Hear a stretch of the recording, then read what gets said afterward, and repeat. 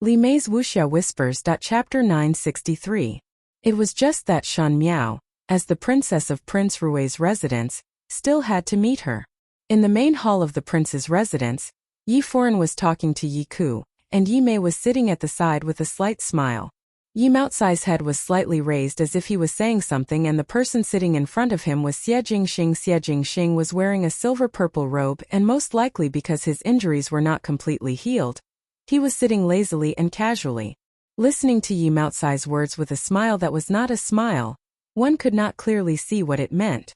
When Shan Miao came in, the first person to see her was Yi Mei, and Yi Mei quickly stood up to greet her. However, Yi Ku did not move. Now that they were the children of the Yi family, their status had risen, and naturally there was no need to greet the princess of the prince like in the past.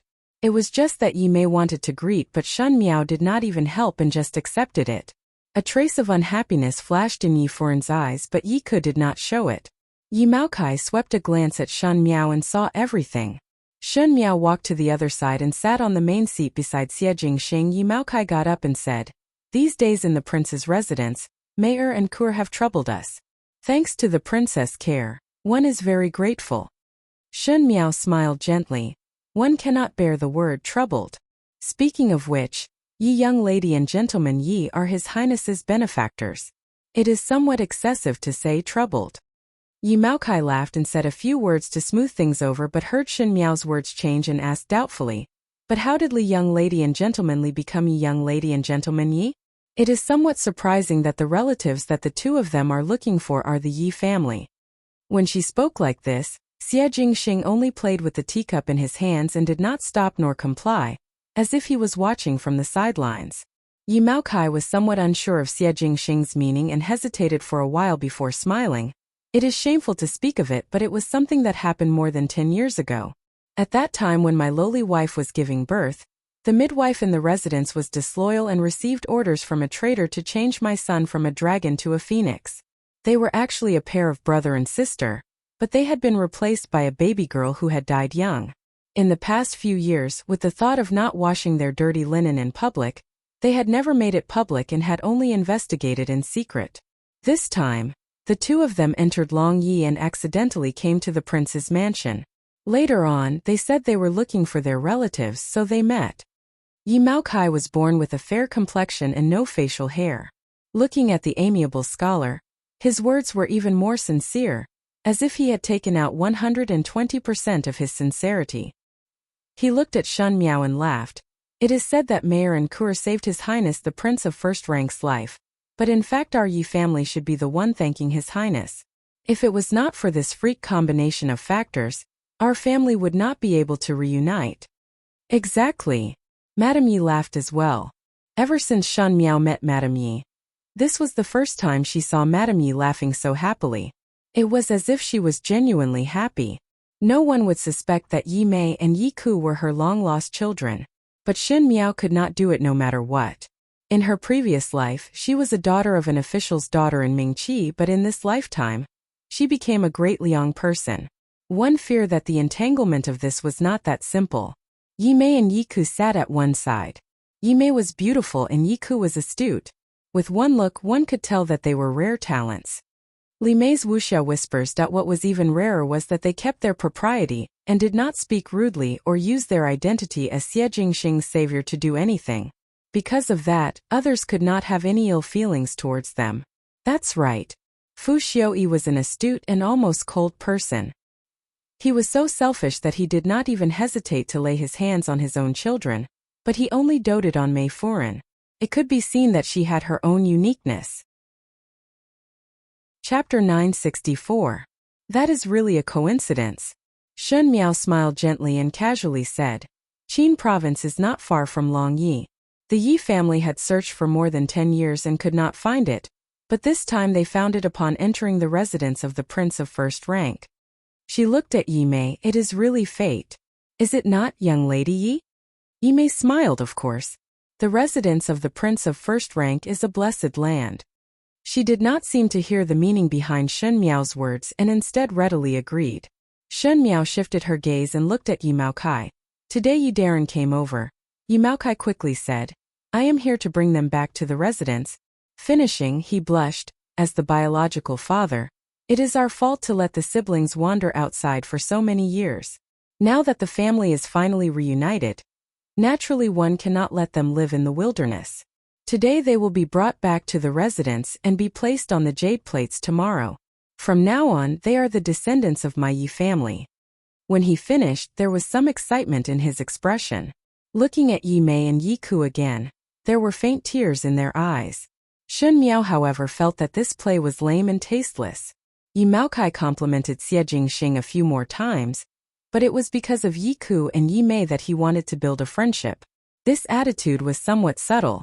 The imperial family of the Great Liang had the intention to rope in the Yi family to deal with the Lu family, and the Yi family's position was crucial. Thus they had always been neutral and did not express their stance.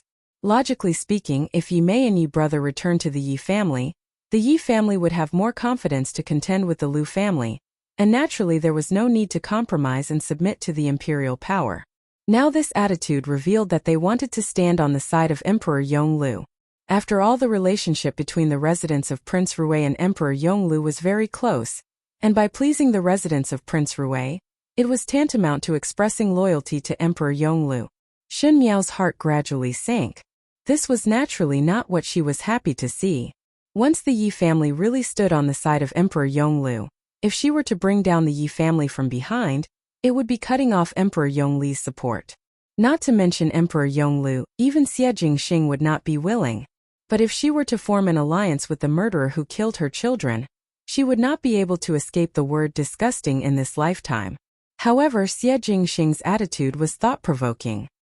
He listened to Yi Maocai's words carelessly and answered in an indifferent manner, perfectly avoiding questions that required him to express his attitude. He was neither up nor down, neither clear nor clear, fooling Yi Maocai around in circles. Yi Maocai and Madame Yi stood together and talked for a long time. It seemed like they had told Xie Jingxing everything. Thinking back, it seemed like Xie Jingxing did not reveal anything. When the Yi family expressed goodwill to the imperial family, even if the imperial family did not immediately shed tears of gratitude, they still had to reciprocate. But looking at Xie Jingxing's attitude, it was as if he was watching a show, lazy and not paying attention. It even made people doubt if he understood the hint in Yi Maocai's words.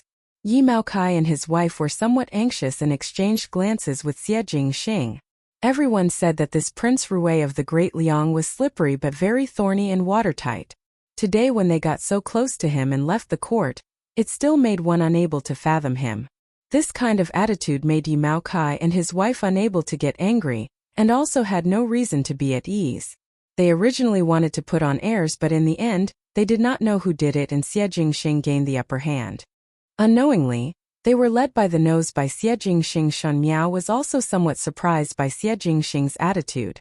Thinking about it, the Yi family's sudden goodwill was already fishy, and Xie Jingxing was not a brainless person, so naturally he had to investigate it clearly. But this made her heave a sigh of relief. As long as Xie Jingxing did not clearly express goodwill towards the Yi family, or in other words, looked at the Yi siblings in a different light because they had saved their lives, her heart was much calmer. Chapter 965. In the end, no one was able to convince the other. It was the first time Yi Maocai met with such a neither soft nor hard nail like Xie Jingxing. Seeing that the sky was getting dark, Yi Maocai did not say anything. He did not see Xie Jingxing express a clear attitude and knew that today's trip was a waste, and there was no point in staying any longer. But his family's intentions had been conveyed, and he brought Yi Mei and Yi Ku to leave. Xie Jingxing instructed Uncle Tang to send them off. Just as he was about to leave the main hall, Madame Yi seemed to have thought of something. She turned around and asked, "Prince's birthday is in a few days, right?" Shin Miao was surprised for a moment. She did not know about Xie Jingxing's birthday, so the one in Mingqi was definitely not true. As for Great Liang's side, she had never heard Xie Jingxing talk about it. However, Madame Ye's eyes were sharp. She saw Shan Miao's slightly surprised expression and asked with a smile, "Why does it seem like Qin Wangfei doesn't know?" Yi Mei and Yi Ku also stopped, and Yi Mei looked at Shan Miao with a subtle gaze. As a wife, she didn't know her husband's birthday, and it was an outsider who told her. The relationship between husband and wife was strange. Xie Jingxing sat in the living room and drank his tea. It was as if he did not hear what Madame Yi said. Shun Miao smiled faintly and replied, "Does Madame Yi still remember Miss Yi and young Master Ye's birthdays?" This? Madame Yi was puzzled. Shun Miao did not give her a chance to speak and smiled. After missing more than 10 years, Yi Foreign should first think of how to compensate young Lady Yi and Gentleman Ye's birthdays. The meaning behind her words was, take care of your own matters before worrying about other people. Do not be bored after eating your fill. Madame Ye's expression turned ugly after being mercilessly slapped in the face. Yi Maokai seemed to be a little embarrassed. Yi Mei pulled Yi Ku and bowed to Shun Miao before hurriedly bidding farewell. Looking at their departing figures, Shun Miao took a deep breath. Yi Mei and her brother had finally succeeded. Before she made her move, the Yi family had finally succeeded in sheltering them. From now on, if he wanted to suppress Yi Mei and Yi Ku, he would first have to deal with the Yi family. This was much harder than just assassinating a pair of siblings, especially when it was mixed with the complicated interests of the imperial family of the Great Liang. Pulling one part would affect the whole body, and it would be even more difficult.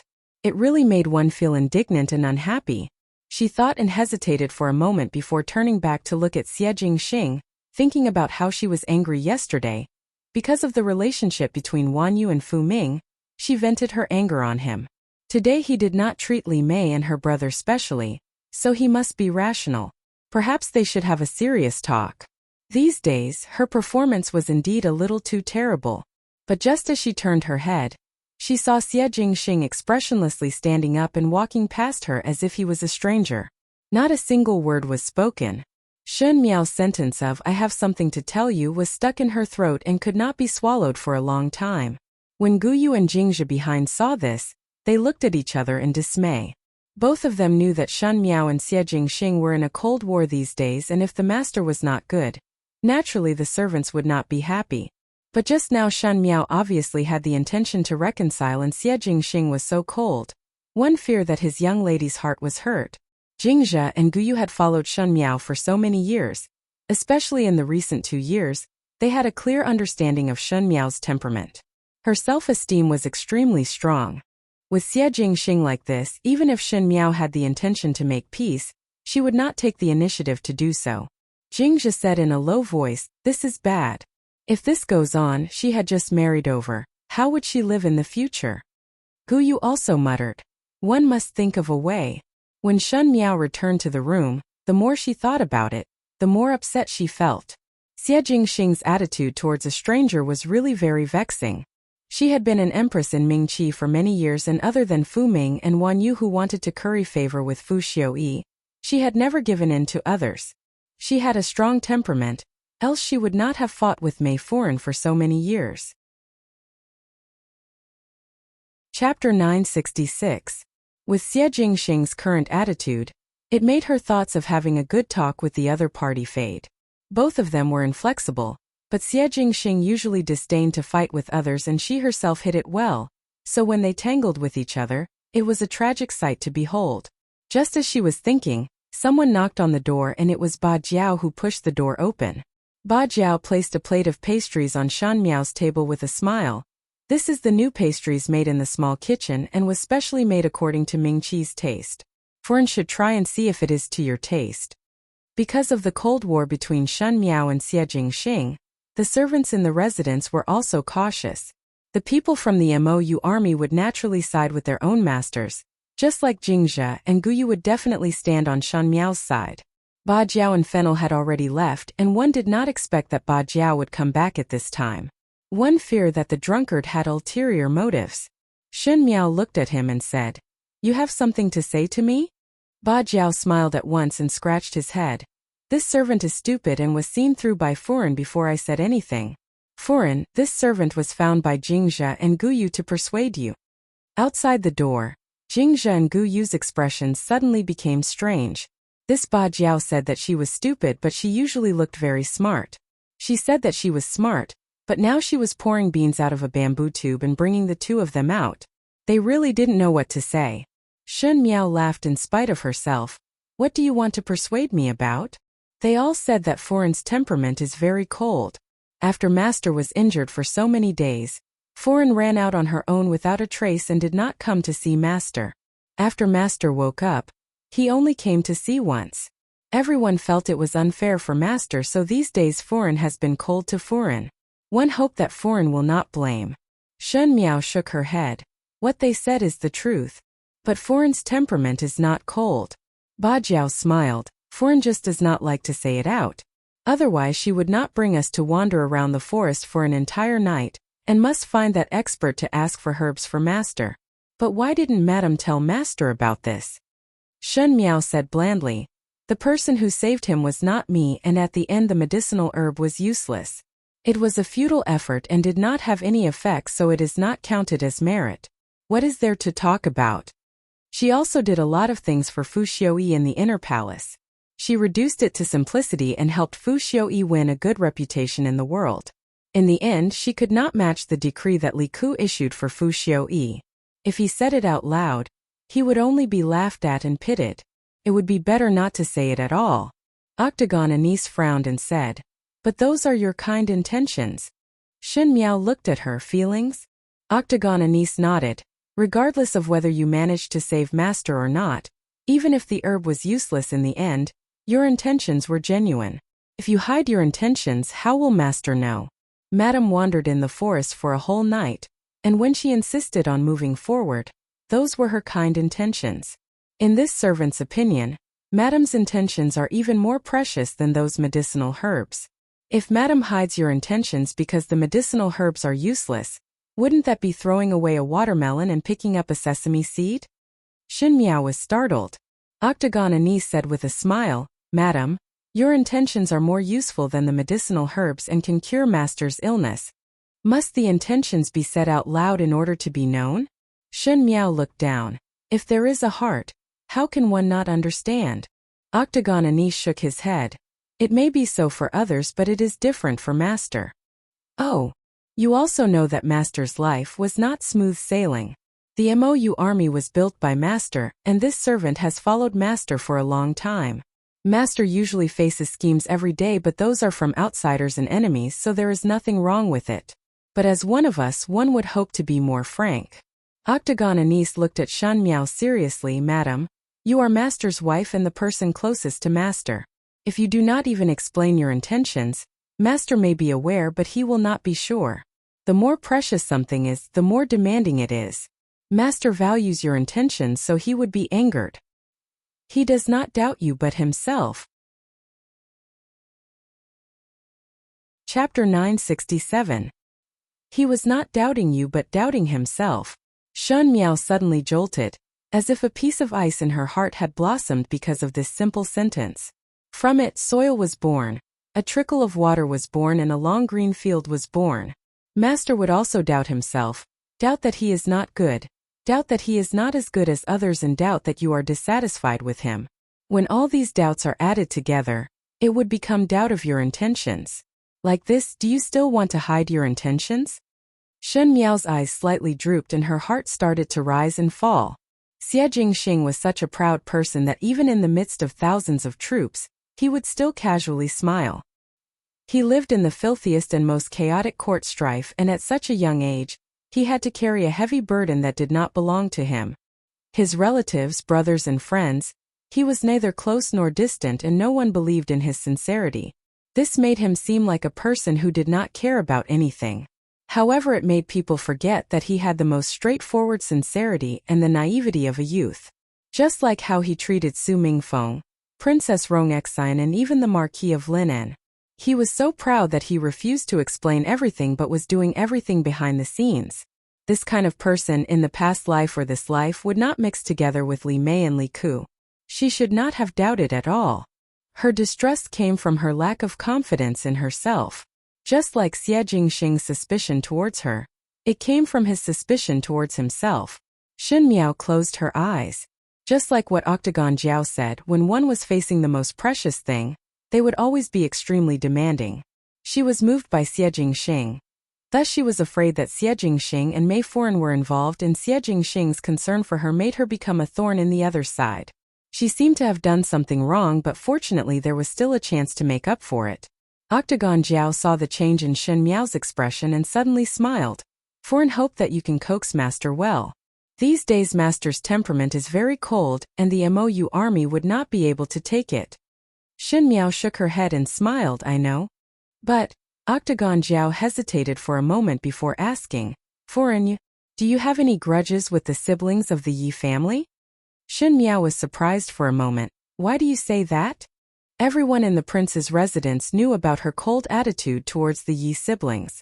Everyone had their own guesses, but this was the first time they met. Everyone said that Shen Miao was jealous of Yi Mei's beauty. Although it was ridiculous, they could not find any other reason. Why would the octagonal Anis ask such a question? You are too cold to that pair of brother and sister. These days, Master had sent people to investigate the background of that pair of siblings, but it seemed that nothing was amiss. So, Madam? Xin Miao's heart moved. Firstly, it was unexpected that Xie Jingxing would secretly investigate the background of Yi Mei and her brother. Secondly, the background of this pair of siblings, even Xie Jingxing could not find anything wrong with it, so they were really innocent. They do have some grudges with me, Xin Miao said, but this matter is of great importance and will not be mentioned for the time being. The octagonal Anis thoughtfully nodded his head and looked at Shan Miao with a smile. It is good that Madam has thought it through. Foreign must not hide your intentions. Right now Master is muddle-headed from anger and can't see it. But that day when we accompanied Foreign to look for the strange Taoist, we all saw it clearly. Anyone with eyes can see Foreign's intentions, so there's no need to hide it. He then winked at Shen Miao. Master's birthday is on the 3rd day of the next month. In previous years there would be a banquet at the Bai Shao Lu in Longyi. This servant had secretly asked the housekeeper, and it is the same this year. If Madam wants to prepare a birthday gift, it is best to prepare it for Master in these few days. Before Shen Miao could speak, the octagonal Anis threw another sentence. Master is a person that is easy to coax. If it is not possible, Madam can personally make a bowl of longevity noodles and Master's anger will be appeased. Of course, the most important thing is not to hide your intentions. Master will be even happier. He ran away like a wisp of smoke. Shen Miao looked at the 2 doors that she had knocked open and was startled for a moment before laughing out loud. Her heart was much more relaxed than a few days ago. Since some things could not be avoided, then it was better to face them directly. For example, a blood feud that could not be severed. For example, unspeakable intentions. Chapter 968. The 3rd day of the 7th month was Xie Jingxing's birthday. Everyone in Prince Rui's residence should be busy. It was said that although Xie Jingxing himself did not like it, Emperor Yonglu would hold a banquet for Xie Jingxing at the Azure Heaven restaurant every year. The more Emperor Yonglu valued Xie Jingxing, the more the courtiers respected Xie Jingxing. Of course, Xie Jingxing's performance in these 2 years was worth scrutinizing. The birthday banquet had always been a day to curry favor. Early in the morning, a steady stream of birthday gifts poured into the courtyard. Uncle Tang was busy recording these things in the book and even showed it to Shan Miao. Shen Miao was after all the Wangfei of the residence of Prince Rui. Even though she was in a cold war with Xie Jingxing these days, she still had to look over the accounts. Shen Miao glanced at it and saw a dazzling array of names. No matter if it was a high-ranking official or a low-ranking official, all of them rushed over to curry favor. The Lu and Yi families also sent over congratulatory gifts. Shen Miao sighed in her heart. It was only because Emperor Yonglu and Xie Jingxing had a close relationship that if it was in Mingqi, any official who held a birthday banquet with so many people coming over to congratulate, in the eyes of the emperor, that person would be the first to be suspicious. In the end, when it came to Long Yi, he did it with great fanfare, which made people feel a little surprised. Uncle Tang pointed out to Shan Miao which gifts should be placed in the storeroom, and which gifts could be used directly. At the same time he asked Shan Miao, "Today Foreign must not forget to dress up early. Tai Yi's side will send someone to fetch Foreign to Bai Shao Lu." Shan Miao was puzzled. Me? Uncle Tang smiled and said, "Madam is our Wangfei and His Highness's wife. Madam naturally has to attend His Highness's birthday." After hesitating for a moment, he stuttered, "When a husband and wife quarrel, they quarrel at the head of the bed and reconcile at the end of the bed. His Highness looks angry, but if Madam doesn't go over today, I don't know how long she'll be sulking with me, so..." "Understood. I will go over," Xin Miao said. Uncle Tang then heaved a sigh of relief and exhorted Shen Miao with a few words before leaving. After leaving, Shen Miao finished looking at the account books and packed them up before preparing to return to the room. Jingzhe came up with a thick face and carefully asked Shen Miao, "Foreign will definitely go to Bai Xiaolu tonight, right? Prince Rui's residence is being stared at by others. Now that I have just arrived at the Great Liang, there will surely be people watching the show. If I don't go, it will instead give people the chance to gossip. It is better to go directly and deal with whatever comes. Isn't it better?" Jingzhe nodded her head repeatedly. "That's right. They want to see what our Mingqi's Wangfei looks like, so let them see it clearly. A foreign that came out of the general residence. How can anyone casually become a Wangfei?" Gu Yu pulled Jingzhe and glared at her before whispering, "The more you speak, the more exaggerated it is." Jingzhe's lips twitched, and seeing that Shen Miao had already walked into the room, she whispered to Gu Yu's ears, "Foreign is still feeling awkward and finds so many reasons. If one wants to give in to son-in-law, then just say it first. No one would laugh at it." He then sighed with emotion. Foreign is finally willing to admit defeat. Son-in-law is truly capable. Gu Yu said, "Speak less of it." When Shen Miao returned to the room, Jingzhe and Gu Yu also followed in. Gu Yu asked, "Does Foreign want to pick what to wear tonight? This servant also wants to think about what kind of hair to comb." Shen Miao said, "Those will be done later. Help me grind the ink." Jingzhe and Gu Yu looked at each other in dismay. Both of them did not know why Shen Miao was interested in writing at this moment. Speaking of which, Shen Miao was not a person who loved to write and draw, but they would naturally follow their mistress' intention. Shen Miao spread out the letter, and Gu Yu and Jingzhe then understood that it was to write a letter. Chapter 969. Shen Miao asked Gu Yu, "Older Biao sister should be back soon." Gu Yu said, "Gentleman Gao had sent someone to pass the message, and would definitely be able to make it in time for Bai Xiaolu's birthday celebration tonight." Luo Tan and Gao Yang had disappeared for the past few days. Luo Tan had a fiery temper, and Gao Yang had lied to her before. It would take a while for Luo Tan to calm down, so Gao Yang simply abducted her. Shen Miao was also relieved, as she knew that Gao Yang's character would not do anything bad to Luo Tan, and on the contrary, Gao Yang was much more dangerous. Today was Xie Jingxing's birthday, and as Xie Jingxing's left and right arm and also Xie Jingxing's friend, naturally he would rush over.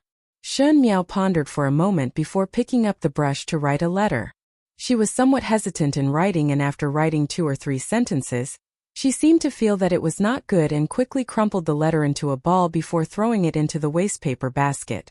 She started to write again, and after writing for a while, she threw it away like before. At the end, one did not know how many pieces of paper were wasted before she kept the brush. After putting the letter into an envelope, she handed it over to Jingzhe. "Later when you see Tai Yi, pass this to him and let him pass it to Xie Jingxing during the birthday banquet." Jingzhe's eyes widened, as she did not think that it was for Xie Jingxing. She thought that Shen Miao was writing a letter to Shen Xian and wife, and was feeling strange that the letter was already written 2 days ago, so why was it being written again? Shen Miao said, "Gu Yu, go out for me." She then casually pulled a piece of paper and wrote a few strokes before handing it to Gu Yu. "Help me buy these few things." Gu Yu quickly said yes. Both of them left in a hurry. Shen Miao sat in the room but gave a sigh of relief. She rarely gave in to someone, especially in this lifetime. The pride in her bones did not allow her to lower her head to others, but this time it was considered that she was in the wrong. Moreover, Xie Jingxing was also a proud person, and between the two of them, one must lower their head first. Shen Miao thought that since Xie Jingxing did not know anything, there was no need for him to lower his head. After receiving so many congratulatory gifts at the birthday banquet, she had to show something. However, Prince Rui's residence was not lacking in gold, silver, and jewels. Her handmade needlework was not considered exquisite. After thinking about it, there were only some simple things. Hopefully, what Octagonal Anise said was true. Xie Jingxing looked picky on the surface but was actually easy to coax. However, what she was most concerned about was that among the guests of the Azure Heaven restaurant, the Yi family had come, so the Yi siblings were also one of them. Whenever the Yi siblings were present, she would always follow closely behind to prevent the two from playing any tricks. It was even more impossible to allow Xie Jingxing to have any interaction with the two when she was not present. Time passed quickly, and in the blink of an eye, it was already evening. The people that Tai sent had already started to come over to pick them up. Jingzhe inserted the last hairpin for Shen Miao and smiled. It is done. Foreign will definitely be able to beat everyone today. I'm not a contestant. What's the use? Shen Miao laughed in spite of herself and looked at the mirror. She then pulled out that pearl hairpin and replaced it with a purplish-red jade begonia. Jingzhe blinked her eyes. This match is better than that hairpin just now. The image of the first time Xie Jingxing gave her this jade begonia floated in front of Shen Miao's eyes. At that time they were suspicious and wary of each other, and were full of suspicion towards each other. At that time Shen Miao was still not clear of Xie Jingxing's background, and only felt that he was not the same as the mischievous youth in the rumors of her previous lifetime. Most likely there were too many coincidences and inconceivable wonderful things in life. Now she and Xie Jingxing were husband and wife and came to the Great Liang together. This was something that she would not have thought of at that time. Wearing this jade begonia, perhaps Xie Jingxing's anger would be appeased. It would also make him think that since they had come this step from strangers to husband and wife, there was no need for any other unnecessary suspicions or jealousy. Chapter 970. Shen Miao stood up and there was a slight smile on her face. Ba Jiao and the rest are still waiting outside. Let's go. The few of them went out together and indeed saw that the horse carriage was already prepared at the door with Ba Jiao, and Shi Xiang guarding outside. Jingzhe asked curiously, "Is His Highness not going with foreign?" Shi Xiang replied somewhat awkwardly. His Highness had already gone first and let this subordinate come over to pick up foreign. This made others feel that something was wrong. The prince of first rank and Wang Fei did not go out together but one after the other. Anyone with discerning eyes could see that there must be something wrong with this. Jingzhe and Guyu were somewhat indignant for Shen Miao, but Shen Miao said lightly, "All right, let's set off." She knew what kind of character Xie Jingxing had. He was a proud person deep in his bones, but sometimes he was as stubborn as a naughty child. She would not fuss over these matters. But when she thought of her apology tonight, she felt a sense of unease. Bai Xiaolu was the largest and most expensive restaurant in Longyi. Not to mention the common people, even those high-ranking officials would have a lot of face if they wanted to hold a banquet here. Thus to hold a birthday banquet here, it was not just one or two tables but almost the entire restaurant. That was considered to be boundless. The more glorious it was, the more expensive it was. The residents of Prince Rui had held banquets here every year for the past 3 years, which was enough to see that the residence was overflowing with wealth. On the main seat, a young man was sitting diagonally as he carelessly listened to everyone's compliments. The purple gold robe almost covered the entire seat.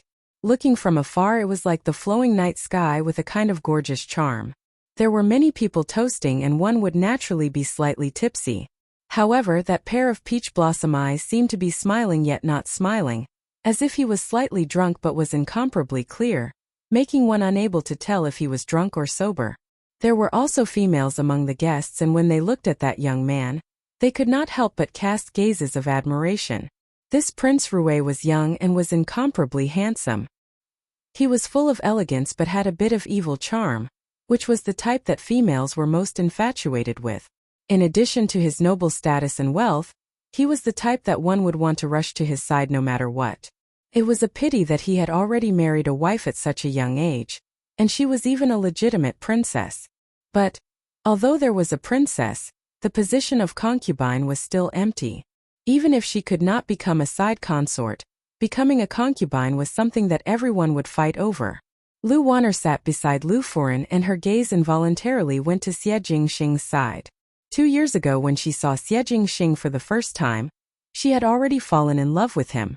At this time all the males were vulgar and only this person could make her fall in love with him.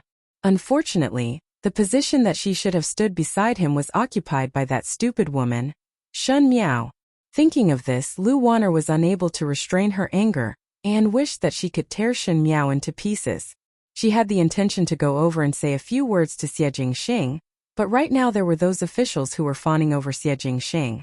She was after all an official's young lady, and even if she was more daring, It was impossible for her to fawn over him in front of so many people. He couldn't help but feel a little depressed. In the blink of an eye, she saw Yi Mei talking to Yi Ku, and Lu Wanner's face darkened. As a female, one would always be the most sensitive to the appearance of other females. Lu Wanner thought that she was pampered and spoiled, eating and wearing the best clothes, so when she looked at the females beside her, she would always look down on them. In the entire Long Yi, she thought that she was not much different from a princess and did not even put the Yi family, which was as famous as the Lu family, in her eyes.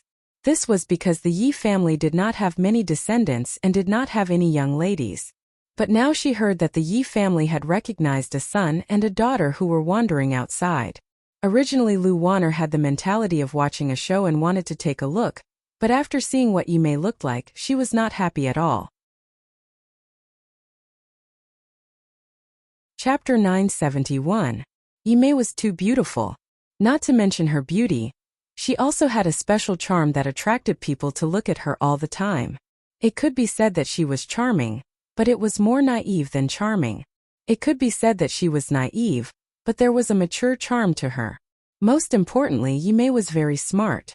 For example, the two of them had just acknowledged their ancestors and met many madams for the first time. However, they were already able to chat happily with those madams. A beautiful, intelligent woman who knew when to advance and retreat was now crowned with the title of the Yi family's daughter. Seeing how Madame Yi doted on her even though she felt guilty, Lu Wanner felt that she was in a much better position than Madame Yi in terms of status and influence.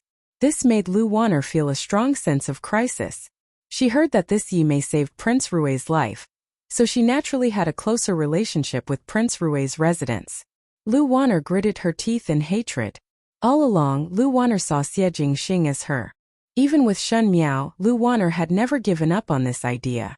A foreign official's daughter with no relatives or connections in Long Yi, with the Lu family's ability, it would not be difficult to find an opportunity to make her disappear in the future.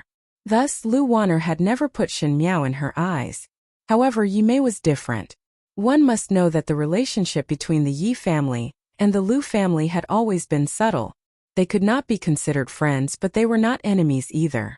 If the Yi family wanted to form a marriage alliance with Prince Rui's residents, Lu Wanner quivered and bit her lips tightly, not saying a word.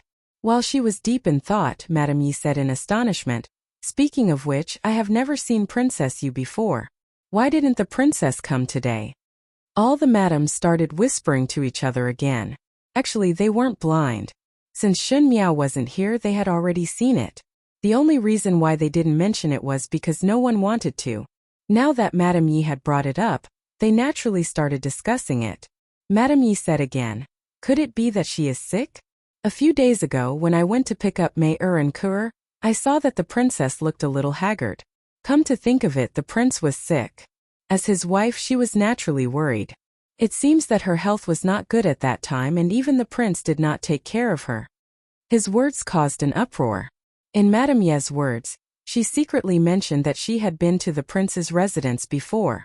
The prince's residence and the Yi family had a close relationship because of the Yi siblings. He then ruthlessly belittled Shen Miao. When Prince Rui's life was hanging by a thread, Shen Miao did not even take care of him. Even if he was really sick, he was too heartless. On the other side, Xie Jingxing was drinking a cup of wine offered by his colleague. It was unknown if he had heard Madame Ye's words, but the corners of his mouth were curled up into a faint smile. He did not even look over. Someone said, "Could it be that the couple quarreled? How could this be?" Lu Furen smiled amiably. Didn't Qin Wangfei personally say that Rui Qin Wangfu would not accept any more people? It could be seen that the relationship between the two of them was very good. Otherwise, they wouldn't have said such words. Since their relationship was so good, they definitely wouldn't quarrel. Don't think too much about it. Until now, Lu Furen was still brooding over the words that Shen Miao said in front of Lu Wanner. The more she said it, the more Shen Miao slapped her own face. Saying it like that, wasn't it just separating from her husband? Thus people should not be so arrogant. When Lu Wanner heard this, her mood from being disturbed by Yi Mei became slightly better. Even though she was not happy with Yi Mei, but if Shen Miao and Xie Jingxing were not good, she would be happy to see it happen. Yi Mei looked at Yi Furen slightly and said, "The prince's residence will not accept people." Chapter 972. Madame Yi shook her head and whispered. Qin Wangfei said it herself. Luo Tan really had a stomach full of anger when she heard it. She had rushed back in a travel-worn state and did not expect to not see Shen Miao. She did not know any of the madams and ladies here, and could not rashly say anything to cause trouble for Shen Miao. Now that these people were going overboard, she could not bear it anymore. Could it be that she is not coming? A madam asked. Just as Luo Tan was about to refute, she heard a gentle and smiling voice from the door. Sorry everyone, I am late. Everyone subconsciously looked towards the door. A young lady brushed aside the bead curtain and walked in with a smile. She was young and looked very delicate. Her eyebrows were like crescent moons and her eyes were like limpid autumn waters. Her lips were slightly hooked. She was wearing a purple sunset lily dress with dark patterns, a lilac embroidered robe, a cloud bun and dark purple gourd earrings. She was not dressed extravagantly and could even be considered simple. However, it seemed that with her arrival, the luxurious long hall became brighter. The somewhat dignified purple not only did not go overboard, it contrasted with her snow-white skin and picturesque eyebrows. When she walked over step by step, the hem of her dress swayed and her beauty was compelling. That was a beauty that was completely different from Li Mei. Beauty was in the bones and not in the skin. Li Mei was beautiful, but this lady's beauty was like the spring stream, the summer thin ice, the autumn crescent moon and the winter snow. Beauty was in her bearing and expression. It was as if 1 point more was more and 1 point less was less. It made people unable to take their eyes off her, but at the same time, they felt a biting cold. They did not dare to daydream and could only look up. Shen Miao slightly raised her chin and walked to the seat below the main seat and sat in the middle of the female side. Her expression was graceful. This room full of madams and ladies, as well as high-ranking officials and nobles, paled in comparison to her. She took the wine that Luo Tan handed over and smiled. Late, punish yourself with a cup. Elegantly drank it clean. Neither servile nor overbearing. Impartial. There was heroism but elegance. Among the people that came, there was Xie Jingxing following behind. Admittedly, it was to curry favor, but Shen Miao's actions made others have a good impression and immediately raised their cups and smiled. Wang Fei has a good bearing. Let us toast together. Luo Tan blinked her eyes and felt that Shen Miao was exceptionally good-looking today, and her bearing was exceptionally different. No matter what, she was proud of it and felt that there was light on her face and she could not help but straighten her back. Shen Miao gently smiled and swept her eyes across everyone present, but she remembered that Jingzhe and Guyu had been busy for most of the afternoon for her. She had to use the identity of Prince Rui's consort to get to know everyone in the Longyi royal court, and more importantly, Mei Furan was present. She did not allow herself to have any trace of defeat in front of Mei Furan. This was the dignity that she had brought along with her, a pair of children. No matter how badly she lost in her previous life, this life would not be the same as her previous life. She would not give in even the slightest bit. Li Mei also looked at Shen Miao in a daze and there was surprise in her eyes. Shen Miao faintly smiled at her, but her heart was as cold as ice. This pair of brother and sister actually dared to appear in front of her so openly over and over again? Did they really think that with the Yi family they would have nothing to fear? Luo Tan pulled Shen Miao slightly and whispered in a voice that only the two of them could hear. Biao, youngest sister, did you quarrel with brother-in-law? Why does it look like something is not right? Shen Miao turned to look at Xie Jingxing. He was listening to a bureaucrat's toast in front of him, and was listening indifferently. His eyes did not even look over at this side, it was really full of indifference. Shen Miao was slightly sad. She did not know if Tai Yi had given him that letter. If it was given to him, it would still be like this. Tonight, Shen Miao was also not sure if she could explain it. Chapter 973. Just as he was thinking, he heard an official say, "Since everyone is here, let us congratulate His Highness the Prince's birthday together." Everyone raised their cups and congratulated. Xie Jingxing's lips curled as he drank his cup. One of the madams said, "Speaking of which, Madame Yi has just found Miss Yi and young Master Yi. Miss Yi is so beautiful. She must be talented and has a good relationship with Prince Rui's residence. Why don't you accept Jing? Why don't you show your skills to His Highness the Prince?" These words were somewhat belittling. A young lady from a wealthy family performing in front of everyone. If it was not a proper competition, it would seem frivolous. What's more, Yi Mei was raised by a merchant's family. Who would know about her talents? This foreign was obviously here to nitpick. The Yi family had many political enemies in Long Yi. Yi Ku was unhappy and Yi Foreign was about to return the compliment when she heard Yi Mei say with a smile, "It is not impossible, but I am afraid of spoiling everyone's mood and dare not make a fool of myself." The foreign who made the suggestion could not wait for her to make a fool of herself and immediately laughed. "How can that be? Thinking about it, it should not be. Isn't that right, Your Highness the Prince?" Xie Jingxing raised his eyebrows and swept a glance over. His lips curled up and he said with a smile that was not a smile, "Dance." His tone was somewhat casual, as if he was instructing a dancer to entertain others. Yi Mei's eyes flashed and she stood up. She first bowed to Shan Miao and said, "Since everyone is in such a good mood today, I do not know if I have broken the rules by coming to Long Yi. I am not very sensible, but I am willing to make a fool of myself to make everyone happy. After all, I am in the mood to play around." Her words were well behaved and seemed to be thinking for others. There was some naivety, but there was some charm and provocation. But Shen Miao saw the provocation in Yi Mei's eyes. "I have learned a type of water sleeve dance from my adoptive mother in Qinzhou.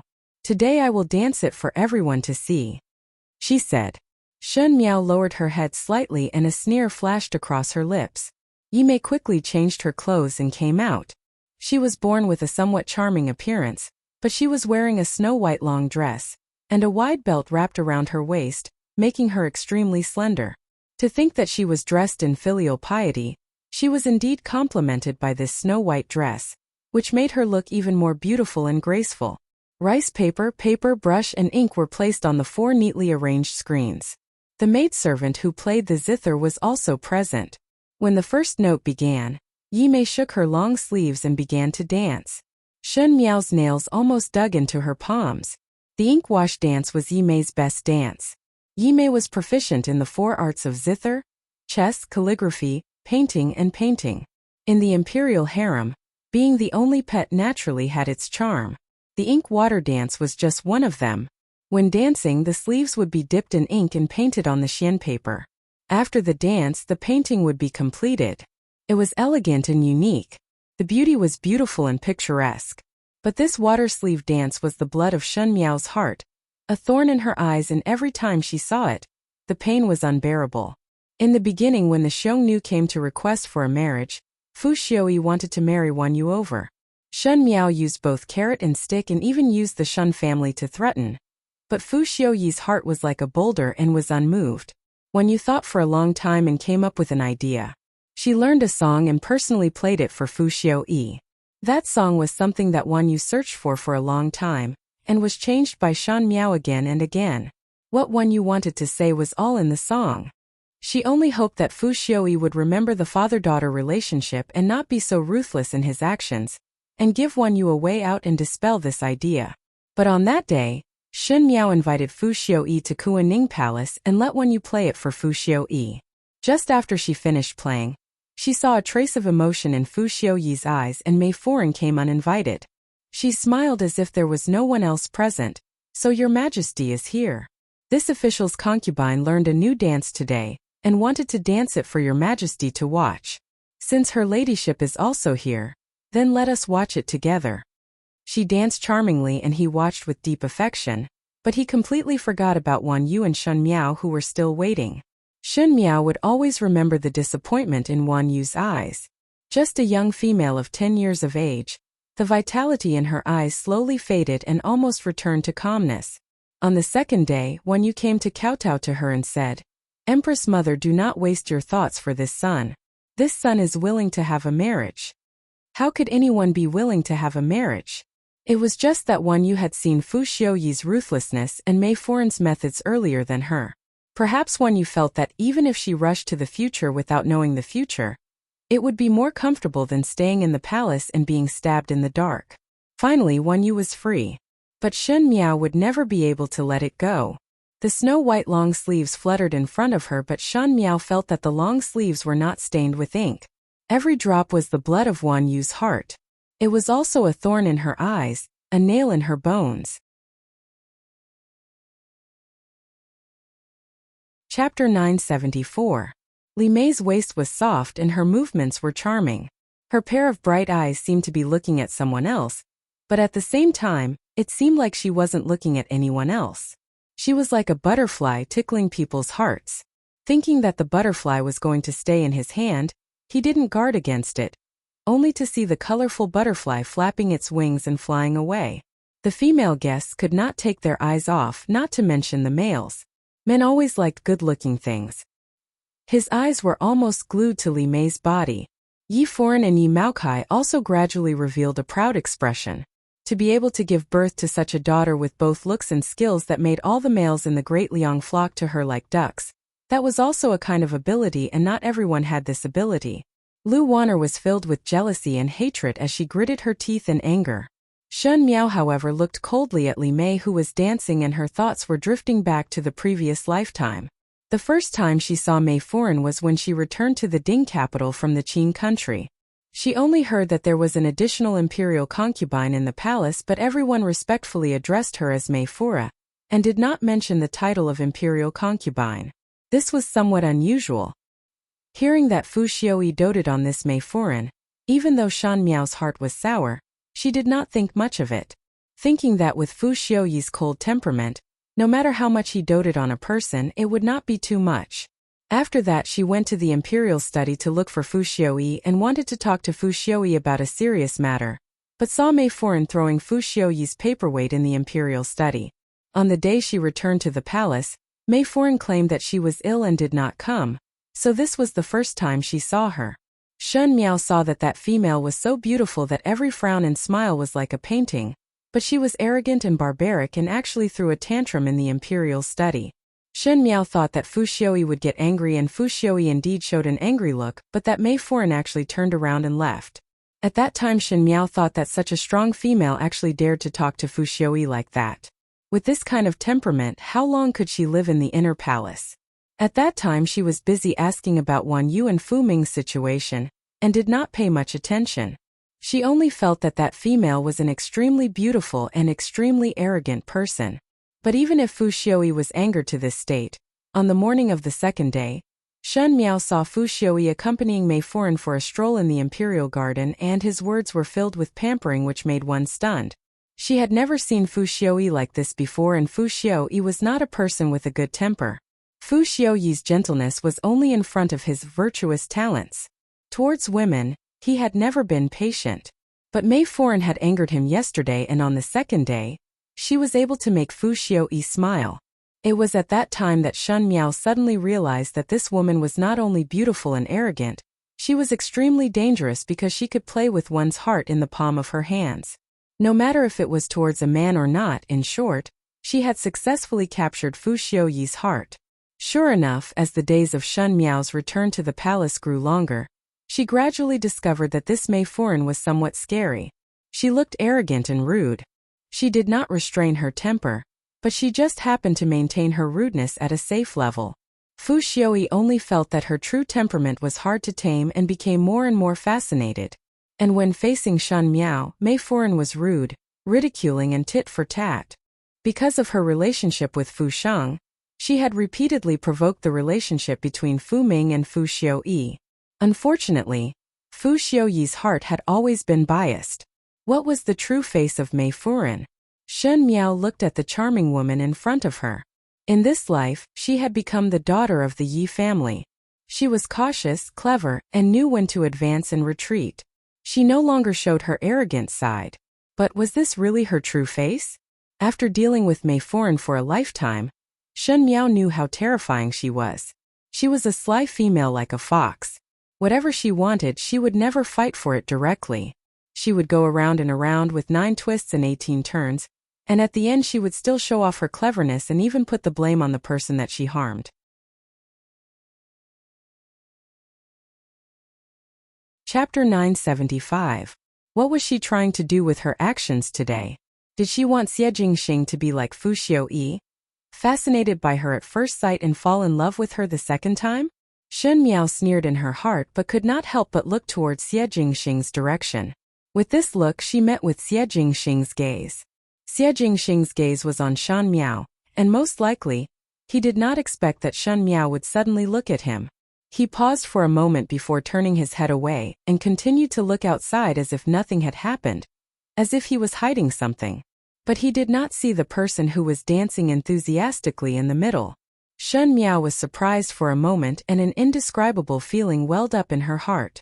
She had 120% hatred towards Mei Furan, and naturally had a hidden sense of inferiority towards herself. In terms of appearance and style, she admitted that she was not as good as Mei Furan, thus the previous Fu Xiuyi did not hesitate to sacrifice her. And Xie Jingxing was several thousands of times better than Fu Xiuyi. If Li Mei also took a fancy to Xie Jingxing, Shan Miao thought that it would be a disaster. But Xie Jingxing's gaze was on her, and did not look at Li Mei. How was this different from Fu Xiuyi? If it was Fu Xiuyi, as long as Shan Miao and Mei Furan appeared together, he would not even look at Shan Miao. People were indeed different from each other. Just like how she and Li Mei were different, Xie Jingxing and Fu Xiuyi were also different. As she was thinking like this, she did not even know when Li Mei had finished dancing. She only heard the warm applause in the hall, and then raised her head. She saw Li Mei standing there with a slight smile. Her forehead had some beads of sweat and her cheeks were pink, making her even more moving and beautiful. And behind her, the ink painting was completed. There was a Qilin stepping on the clouds, and it was a picture of a birthday wish. The painting was lifelike and it was done with great effort. Ye young lady is indeed talented and skilled. A Darren from the scholar residence said, the painting is lifelike and is a top-grade masterpiece. The young ladies in my scholar residence do not have this ability. The dance is also not bad. A foreign quickly followed. Ye foreign is really blessed. This ye young lady is like you. Not only is she beautiful, she is also talented. Look at our Long Yi, he dances so well and paints so well. He's really one of the best. Madame Yi accepted it with a smile, but Lu Wanner twisted her handkerchief in jealousy. Her eyes were filled with unwillingness. Another person said, I wonder what your highness thinks of this painting? Everyone looked towards Xie Jingxing. Yi Mei also looked towards Xie Jingxing's side. But she saw Xie Jingxing holding a wine cup and looking out the window. She did not know what he was thinking as he was lost in thought, and did not listen to the discussion at this end. Your Highness, Gao Yang reminded him. Xie Jingxing regained his senses and asked, what is it? Let me ask you, what do you think of Miss Ye's birthday painting? Gao Yang asked. Everyone was a little embarrassed. Yi Mei was doing her best to show off her talent and even drew a painting. But Prince Rui was simply distracted and didn't pay attention at all. This was undoubtedly too disrespectful to Yi Mei. When Xie Jingxing heard this, he swept a glance at the picture and slightly hooked his lips. Not bad.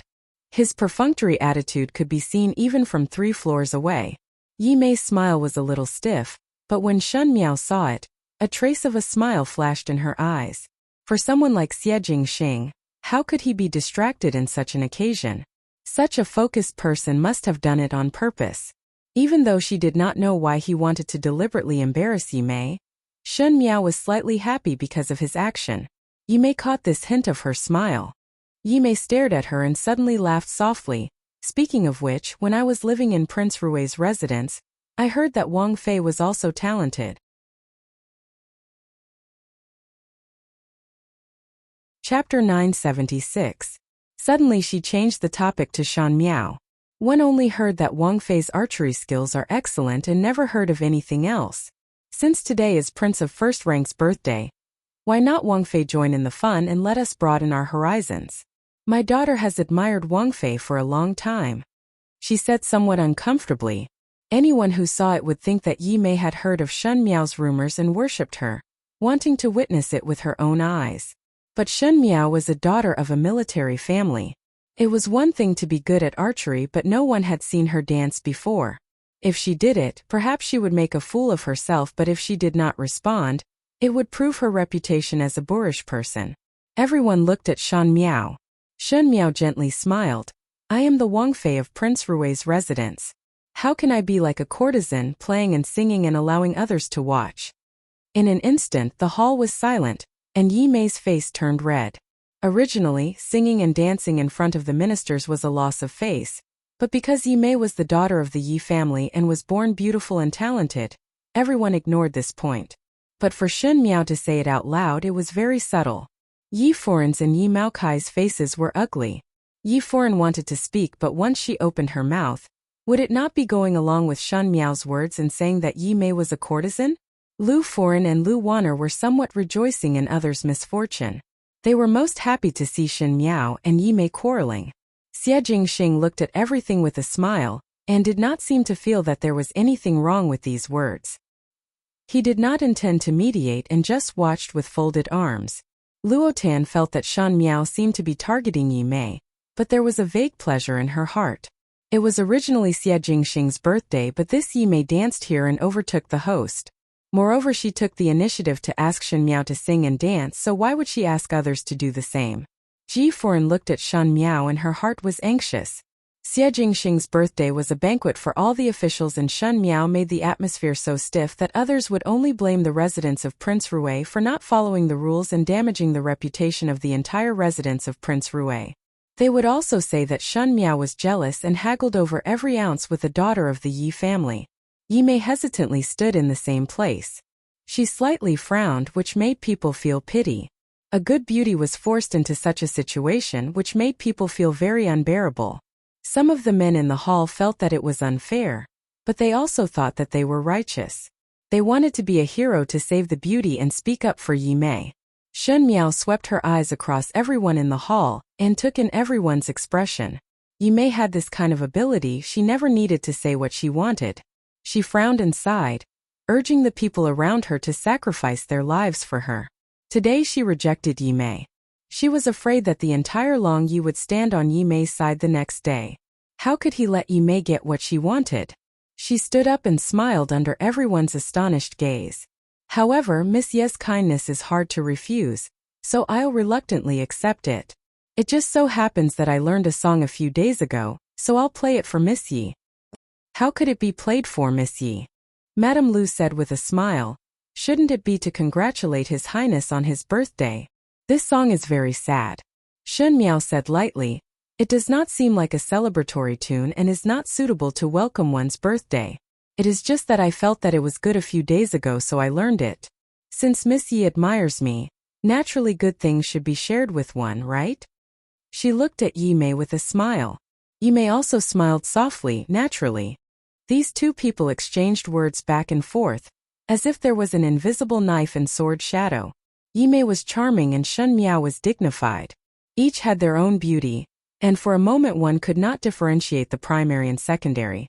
Shen Miao held up her sleeves and walked to the middle as Yi Mei withdrew. Jingzhe quickly found a chair for Shen Miao. Shen Miao looked up and asked, "Bring the zither over."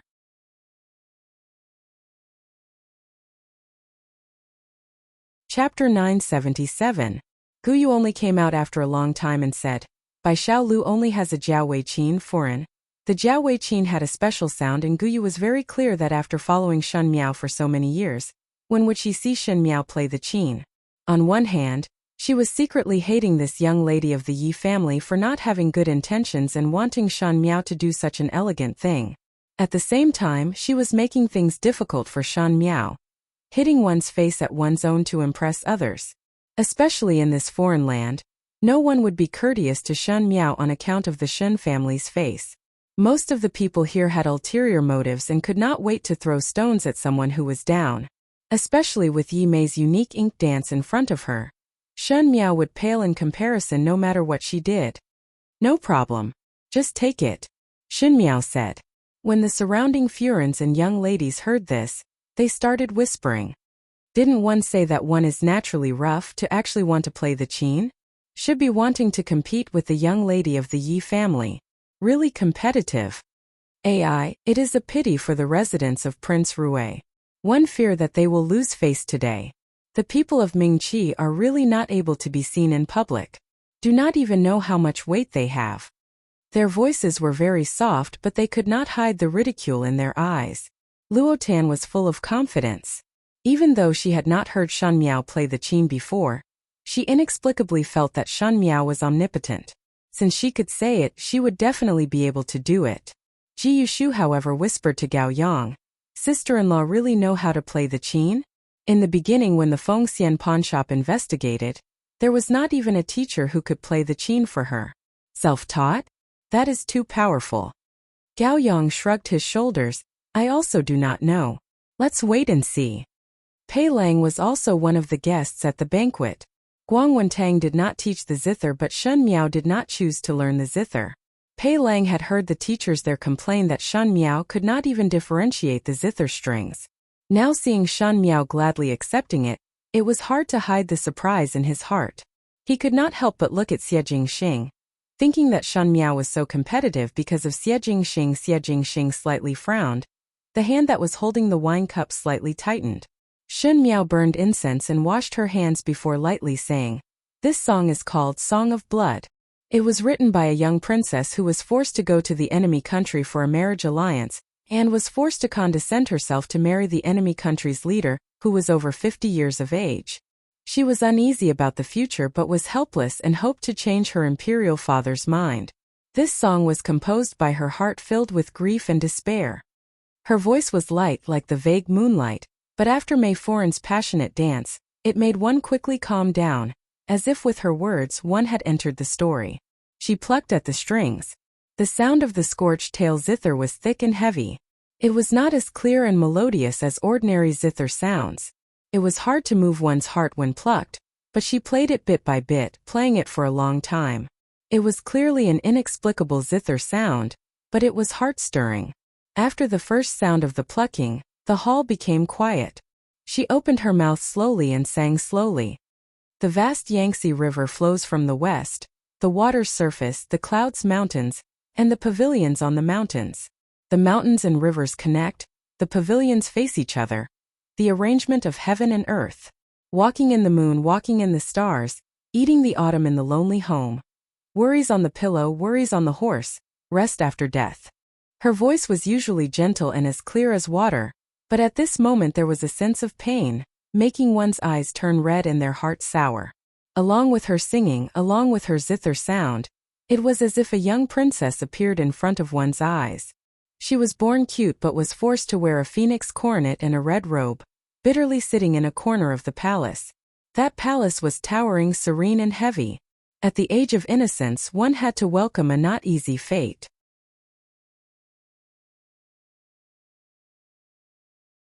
Chapter 978.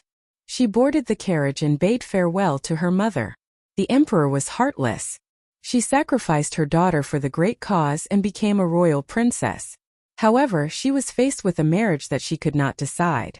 It was a long journey away from the capital. She lifted the curtain in loneliness. She looked at the eagles flying by, the fish swimming in the water, the wind, the rain, and the clouds. Everything was freer than her. In the near distance, the moon and flowers fly in the blink of an eye. Holding the farewell cup in her hand, her eyes were filled with tears of parting. I just told them to take care of themselves, but the people of the evil sect can't bear to let you go. Shen Miao's tears slowly flowed down. She was born delicate and dignified, with skin as white as jade. Under the light of the lamp, her bare hands were playing with tears. Her expression was clearly cold, but it seemed to be filled with endless suffering. Words could not be spoken, nor could words be sung. Her clear eyes were black and white, clear and limitless. However, it made her look even more like a flower in the rain, trembling and making people want to protect her. Her singing made everyone in the hall speechless. Their eyes reddened and their hearts felt stifled. They no longer had the joy they had when Li Mei was dancing. But suddenly the strings turned, the notes became rapid, and her words sharpened. Corrupt the country's monarch, treacherous officials monopolizing power, open the river to become the root cause of the disaster. The bureaucracy's laws are excessive, the criminal law is heavy, the people are resentful. Cannibalism? What about seeing? Thieves become officials, officials become thieves, fooling around with the wise. How pitiful! It would be better to see this building collapse with my own eyes, turning it into rubble. Rise and fall for 50 years, and look at the ruined monument with cold eyes. Her eyes were cold and fierce, and her voice was filled with tears of blood. It was as if she was weeping and complaining, as if she was talking about the past. Then the killing intent in his eyes was concealed. His heart was filled with resentment, but he had yet to make up his mind. Strand by strand, they all flew towards the seated Yimei siblings. In the end, Yu did not play the entire song for Fu Xiuyi to hear, and the rest of the song was completed by Shan Miao. In the cold palace, she took the broken zither and played it for him to hear. The first half was Yu's plea, and the second half was her accusation. In the night there was no end to the noise, but those people could not hear it. Now here you are, listen. Listen carefully. Does this tune sound even a little familiar? Was there a trace of fear? Xie Jingxing put down the cup and his gaze was as sharp as a blade. Yimei felt a little cold. What did the lyrics have to do with her? But why did it seem to be directed at her? Why did she feel uneasy in her heart? When the song was finished, the faint zither sound stopped and Shan Miao suddenly stopped and raised her eyes. The hall was silent for a long time. Who dared to say that Princess Ruwei was nameless and did not know how to play the zither or chess? Being able to play and sing to silence the entire hall was also a skill. But why did it make one's heart sink? It was as if they had heard a sad story. No matter how hard they tried, they could not be happy. Shan Miao opened her mouth warmly and said, "This song is not considered joyous and should not be played on a birthday, but since young lady Yi wanted to hear it, one specially played it for young lady Yi." She looked at Yimei. Is young lady Yi satisfied? Everyone's gazes fell on Yimei. Yimei was restless. These words were as if she was forcing Shan Miao to play the qin to embarrass herself, but she had to admit that Shan Miao was not rough. Playing the zither was not difficult, but it was difficult to move people's hearts. Her zither had already moved everyone in the hall, and if one were to go against one's conscience and say that it was not good, it would be disadvantageous. Princess is indeed as rumored to have unparalleled talent. Yimei smiled. This song of blood is really admirable. But she was somewhat puzzled. Why is the first and second half of this song of blood so different? The second half of the song seems to have changed. The second half was intense, resentful, and desperate, like the last cry of a trapped beast, making one tremble. Shan Miao moved her fingers. The front and the back were naturally different. The front was Yu's sorrowful words to move Fu Xiuyi, but the back was her painful loss of her daughter, and after being banished to the cold palace, she complained about this pair of poisonous man and woman.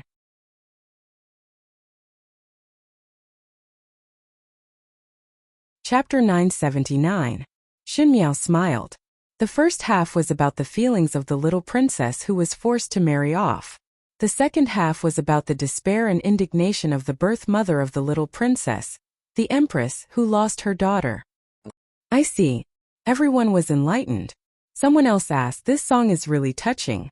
Where did the princess consort hear this story from? It really makes one sigh." It was just sung by a passing storyteller. Shan Miao smiled. I just felt that this story was too heavy, so I wrote it down. Oh. A young lady could not help but ask. Since it is a story, what was the ending of the story? What was the ending of the princess who was married off? Shan Miao replied indifferently. The ending of the story was that the princess died on the way to the marriage, and the empress was banished to the cold palace. Not long after, she was given a pair of white silk scarves and died. Everyone else sighed and said that this story was too tragic. Madame Yu was a little unhappy. Shan Miao's performance was actually incomparable to Yimei's. Yimei was charming and her dance was warm and moving, but Shan Miao only sat quietly and sang a few lines and attracted everyone's attention. Furthermore, she cleverly told a story and stole Yimei's limelight. This way Yimei's inkwash dance lost out. Everyone looked at Shan Miao with a slight change in expression. Women were always emotional. Shan Miao told such a pitiful story, and the sound of the guqin seemed to firmly grasp people's hearts. Everyone felt much closer to Shan Miao. Madame Yi said, "A joyous day makes people feel sad." Shan Miao also smiled. "It is my fault for disturbing everyone's mood." She walked to the table and took a wine bowl. That wine bowl was used by the men to drink. She also poured a full bowl for herself. The light yellow wine reflected her youthful appearance. A toast to apologize. She raised her head and downed the wine. Xie Jingxing's gaze suddenly darkened. He wanted to get up but had no choice but to suppress it. Shan Miao raised her chin. This bowl of wine was hurriedly poured, and some of the wine that could not be swallowed in time flowed down her neck and wet a small piece of her clothes, but it was still a beautiful and delicate beauty that made one's heart break. Her eyelashes were long and her eyes were clear. Forget it. She placed the bowl of wine on the table in an elegant and heroic manner. I'll drink first as a sign of respect. This bowl of wine was well done. In the future, the heroic spirit in the hearts of her colleagues was ignited. They all picked up their wine bowls and smiled. Qin Wangfei has a good capacity for liquor. Cheers. Shun Miao smiled faintly, but that smile was somewhat unfathomable. She glanced at Yi Mei and her brother. Yi Mei and her brother were also staring at her. She looked outside. This bowl of wine had ignited the heat of the entire Bai Xiao Lu. After drinking till one's ears were hot, Shun Miao stood up and said to the female side of the banquet, "First go out to get some fresh air." He left on his own accord. Star Anise and Fennel were waiting for her outside as she walked towards the pavilion not far away. Shun Miao's throat only felt a burning sensation. That good wine was the strongest, but she did not feel drunk. It was just that the corners of her eyes seemed to be filled with hot tears from the spiciness. That cup of wine was a toast to her youngest daughter, the little princess who died tragically during the wedding ceremony. These people who were listening to the play felt that it was extremely tragic. Then what about her? What about Wan Yu? When she was alone with the wedding procession, did she feel even more despair, like she was in a raging fire but there was no source? She thought that she could endure it, but in the end she could not. As a mother, she would rather die 1,000 times than to let Wan Yu and Fu Ming suffer.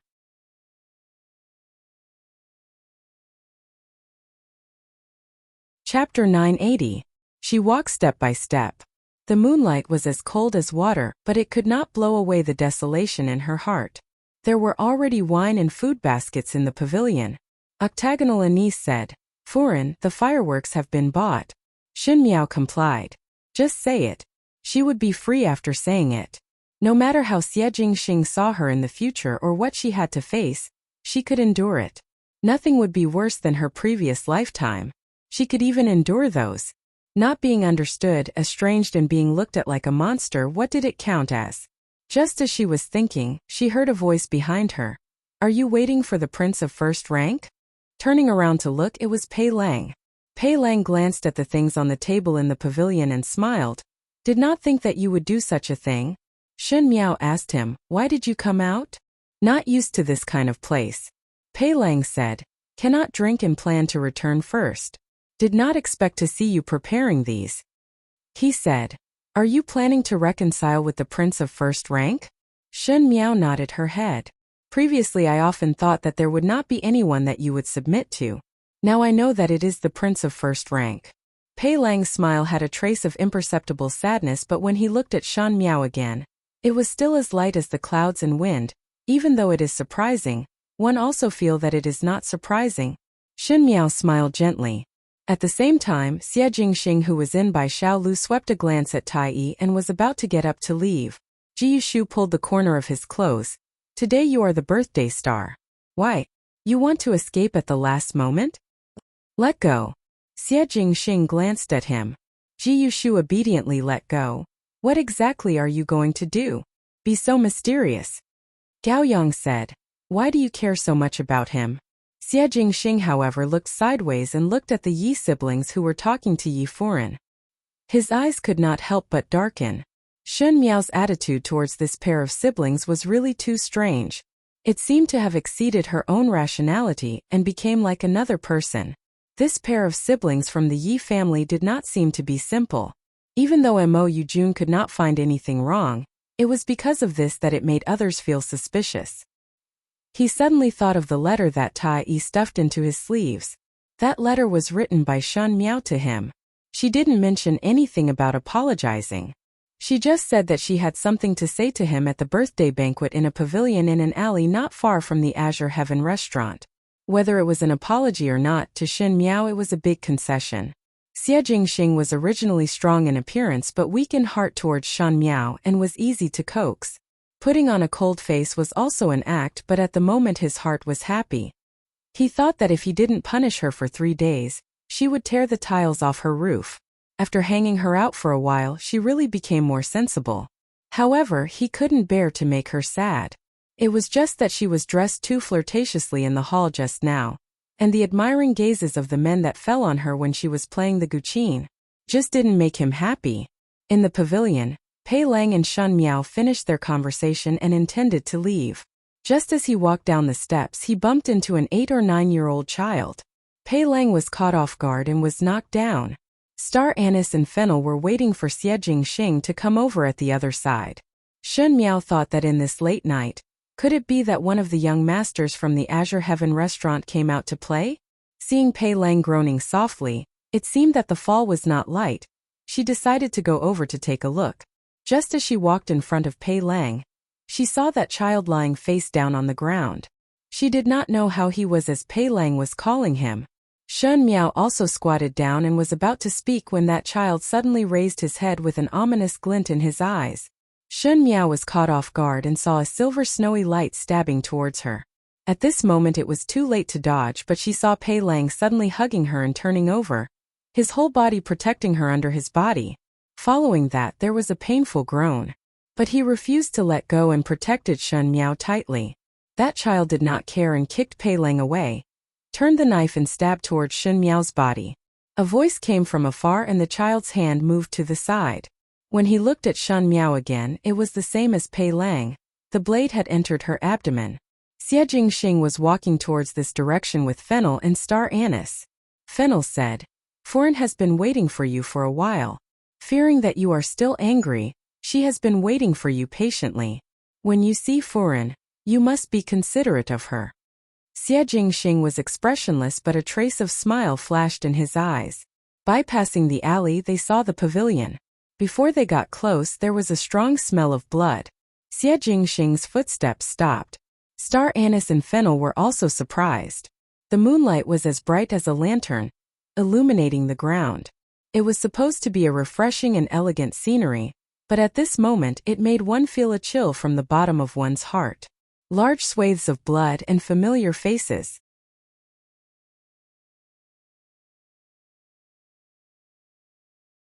Chapter 981.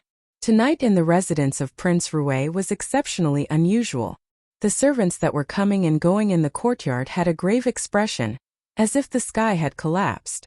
Even the wind at night seemed to be icy cold, causing one's forehead to break out in cold sweat. Tai followed beside the young male and whispered, "Master, no traces were found." Xie Jingxing swept a glance at him. The calmer his expression was, the more a black storm seemed to be brewing in his eyes, as if it would engulf the person in the next moment. He asked in reply, "No." Tai shuddered, and just as he was about to speak, he saw Gao Yang walking out from inside. Gao Yang's body still reeked of alcohol, and it was obvious that he was hurriedly called over during the banquet. Luckily his eyes were clear and he was not drunk. He walked straight over and said, "Sister-in-law is fine." The knife wound did not injure any vital parts, and had already ordered someone to bandage it. Most likely she fainted from the shock and had taken some calming medicine. She would be able to wake up tomorrow morning. Xie Jingxing's eyes were slightly at ease and Tai also gave a sigh of relief. He then heard Gao Yang saying, "But Pei Lang's injuries were very serious. The knife wound was too deep and there was a lot of blood. I have done everything that could be done. Whether he could pull through or not, it still depends on him." The meaning of his words was that whether Pei Lang could wake up would depend on whether his life was tough enough. "It seems that it was Gentleman Pei who blocked this knife for Furen," Tai said carefully. Even though Pei Lang's position in the residence of Prince Rui was somewhat subtle, one could not help but be grateful to him. This is not a good thing. Gao Yang looked at Xie Jingxing, who had a cold expression, and said, "If he really did not wake up, with sister-in-law's temperament, she would feel guilty in her heart for the rest of her life." Shen Miao was a person who was very clear about her feelings, and did not like to owe favors to others.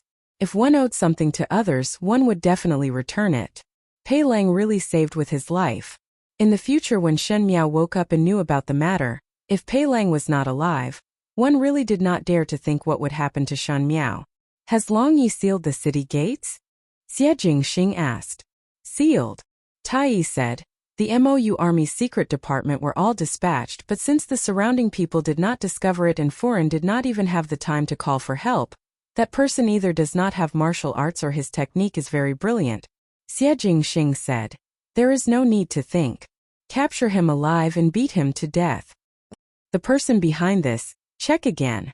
Tai Yi left under orders and Xie Jingxing looked at Gao Yang again. You stay here tonight. If the situation is critical, there is no need to walk back and forth. Gao Yang said, I know. He then took a look at Xie Jingxing. You should also rest first. His expression was very solemn. Not far from the Azure Sky building, he dared to attack Princess Rue. The courage of the other party was too big. Not only that, even Prince Rue's residence was not in their eyes. Most likely only the Lu family would have such guts in the Ding capital. But the Lu family would not start from Shen Miao's side. Thus the meaning behind this matter was somewhat profound. No matter what, this was a signal that the hidden forces finally could not hold back and began to move. And the first person that they chose to sacrifice in the residence of Prince Rue was Shan Miao. But at the moment Xie Jingxing did not have the mind to care so much. He walked into the room and saw Shan Miao lying on the boat. Her face was pale and her eyes were closed with her eyelashes hanging down, making her look very weak. He sighed and sat down at the side of Shan Miao's bed. There was a food basket on the table in the room, and inside was the longevity noodles that Shan Miao instructed the Azure Sky Building's kitchen to specially make for her. Octagon Anise said that one was afraid that it was spoiled, so it was specially filtered with cold water. But now that so much time had passed, even if it was filtered, it was already stuck together.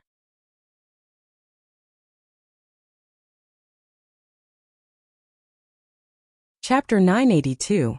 Xie Jingxing thought about it and reached out to open the basket and took out the bowl from inside. The noodles in the bowl had already condensed into a paste and one could vaguely see the white noodles, green vegetables and an egg yolk. When it was just taken out of the pot, it must have been fragrant. Now that it was cold, it was not tasty.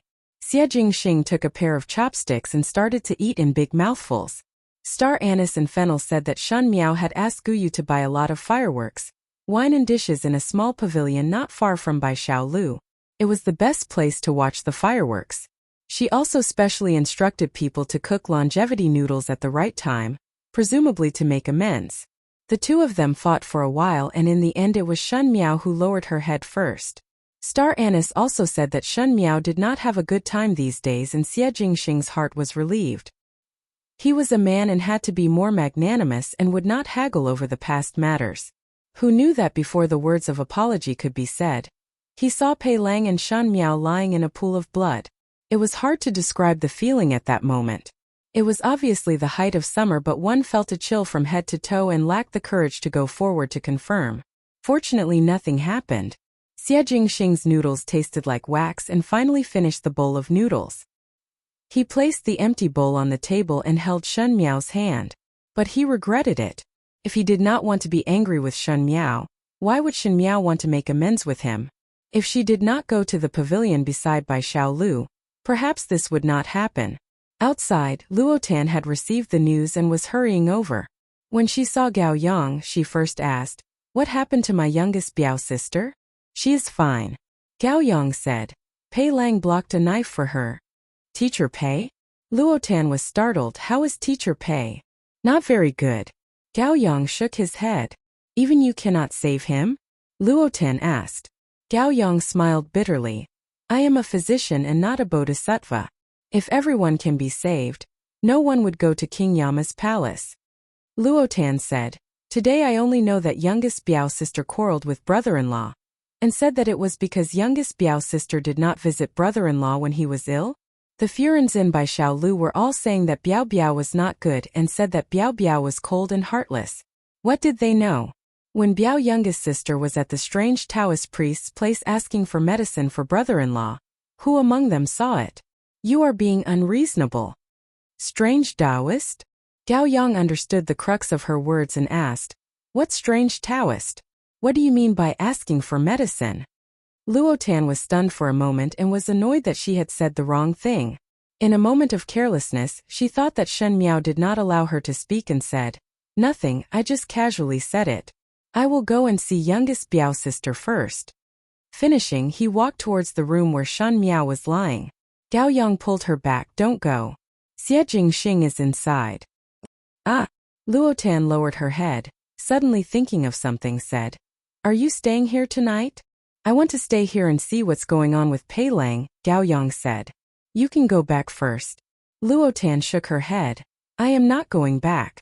I will stay here and wait for youngest Biao sister to wake up." Gao Yang knew that Luotan had a stubborn character and did not persuade much. This night in everyone's heart was exceptionally long. The matter of Shen Miao and Pei Lang being assassinated was concealed, and everyone in by Xiao Lu did not know about it. They only thought that Xie Jingxing had left early, and did not know that it was a sleepless night in Prince Rui's residence. This night, the servants were anxiously waiting for the ending. In the summer, the days were long and the nights were short. When the sun started to shine and the birds in the courtyard started to sing, the two rooms were silent.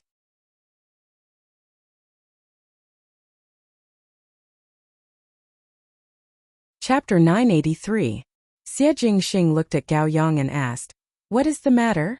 Gao Yang's brows were tightly knitted as he took Shen Miao's pulse and then Pei Lang's pulse. In front of everyone in the room he shook his head. "Strange. Pei Lang's injuries are too serious, but until now there is no movement. There should be some reaction, but it is like he is asleep. The princess' flesh and blood were not injured, and after taking the sedative, she should have woken up, but until now she has not woken up."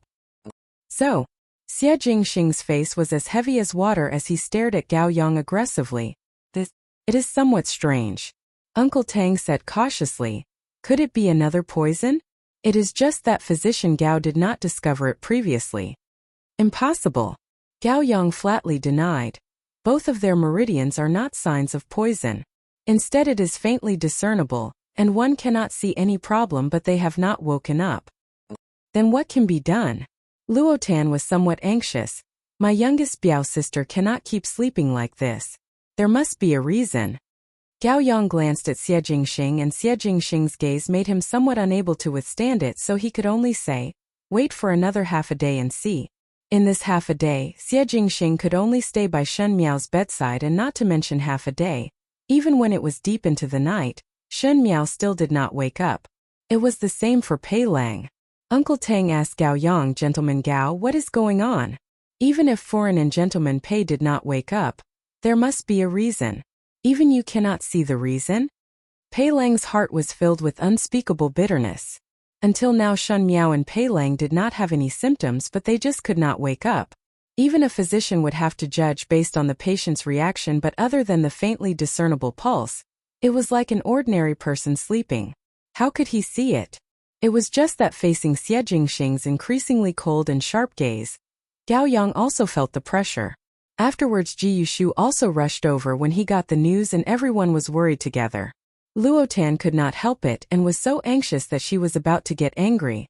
She was about to cry as she said, "Could it be that I have offended something these days?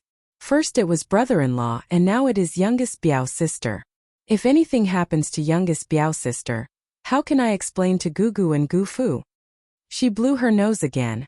"I came here and swore that I would protect little cousin sister. Who knew that little cousin sister would end up in such a state? I'm so ashamed." Gao Yang patted her on the shoulder. "It's not your fault. If I stay by her side, at least no one will be able to take advantage of her." Finishing, she thought of something and said angrily, "There is also brother-in-law. If he was not angry with Biao youngest sister, he would not let people follow Biao youngest sister to attack Biao youngest sister." Gao Yang was helpless.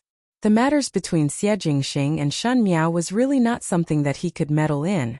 It was a fact that Luotan was in a state of rage, and it was a fact that Shen Miao refused to wake up. If youngest Biao youngest sister does not wake up, then he will regret it. Luotan said angrily, "Those Furins are biased. He is always the person beside youngest Biao youngest sister's pillow, and still do not believe that youngest Biao youngest sister has no feelings for him." She thought about it and clenched her fists. After thinking about it, there is no need to hide this matter from brother-in-law. Youngest Biao youngest sister had done so much for him, but in the end she was taken advantage of by others. If youngest Biao youngest sister is really not good, then one must let her speak clearly. If youngest Biao youngest sister does not speak, then let me speak. "What do you want to say?" Ji Yushu asked curiously.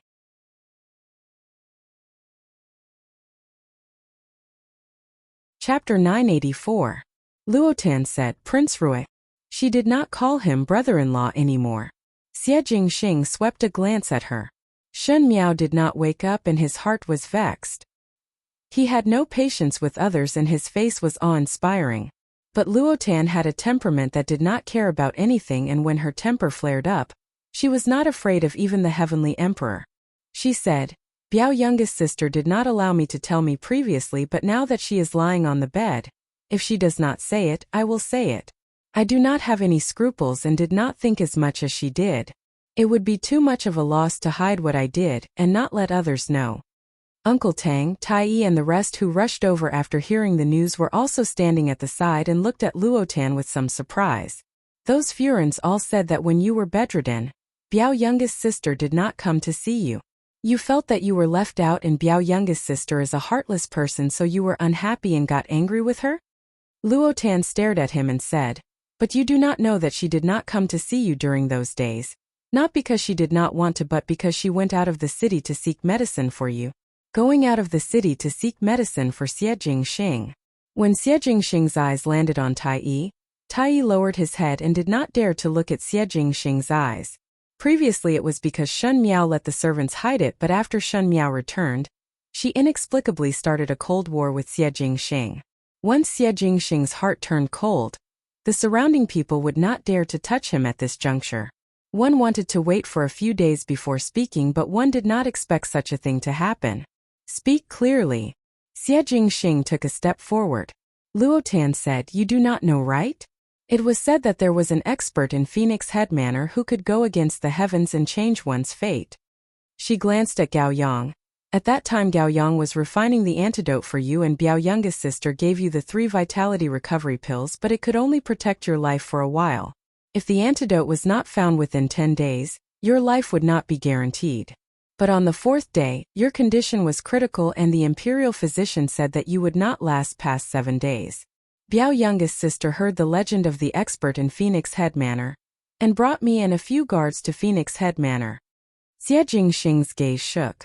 What kind of person was Shen Miao?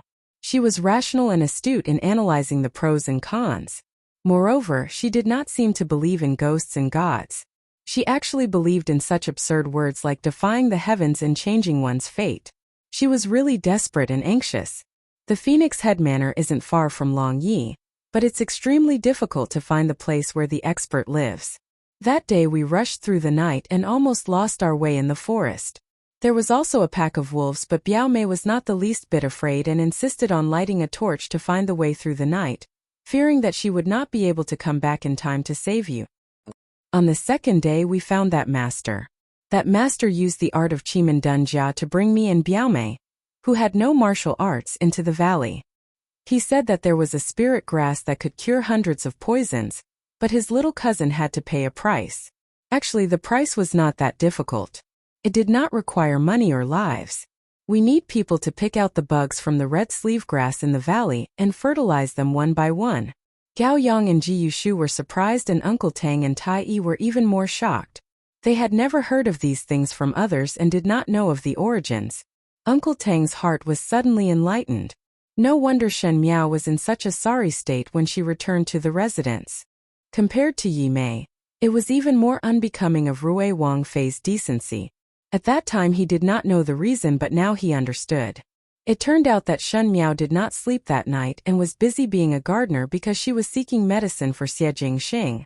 For a moment there were some sighs. To be able to condescend to do all these, other than being able to bend and stand tall, what was more valuable was the intention.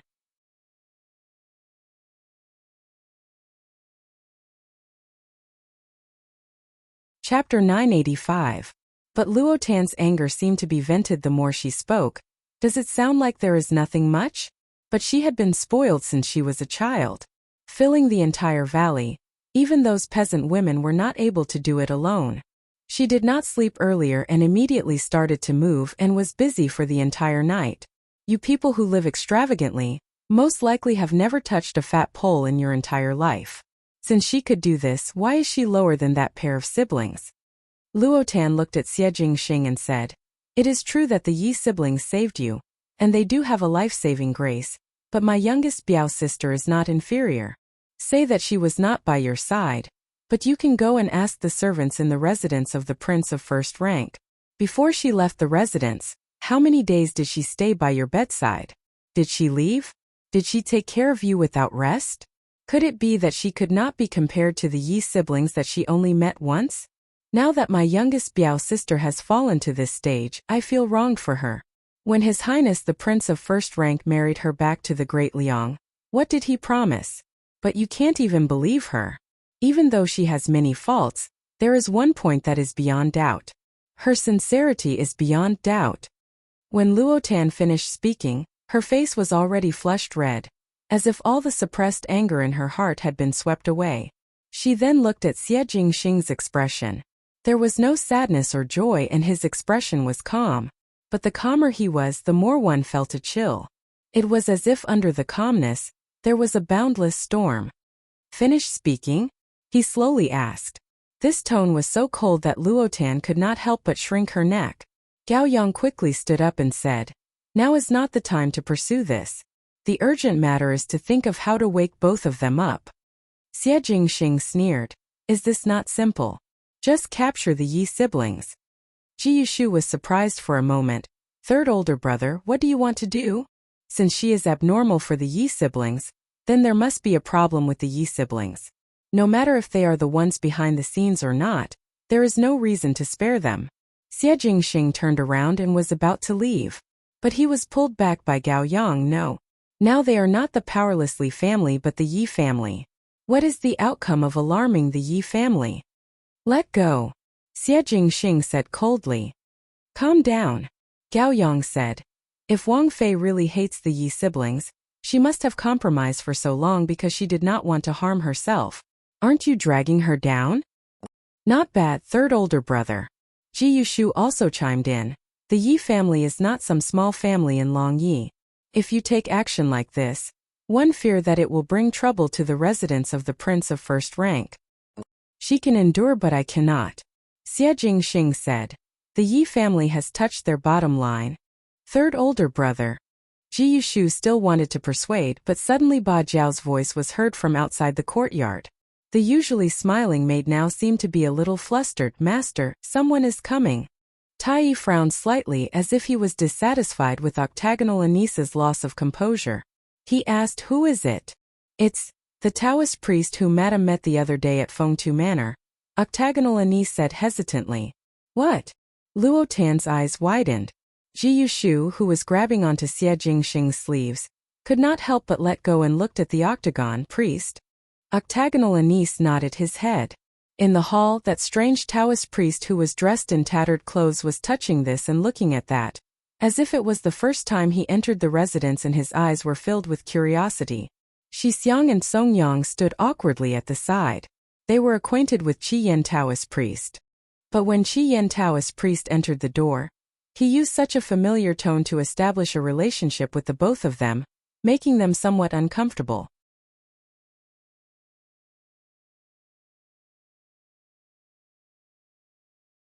Chapter 986.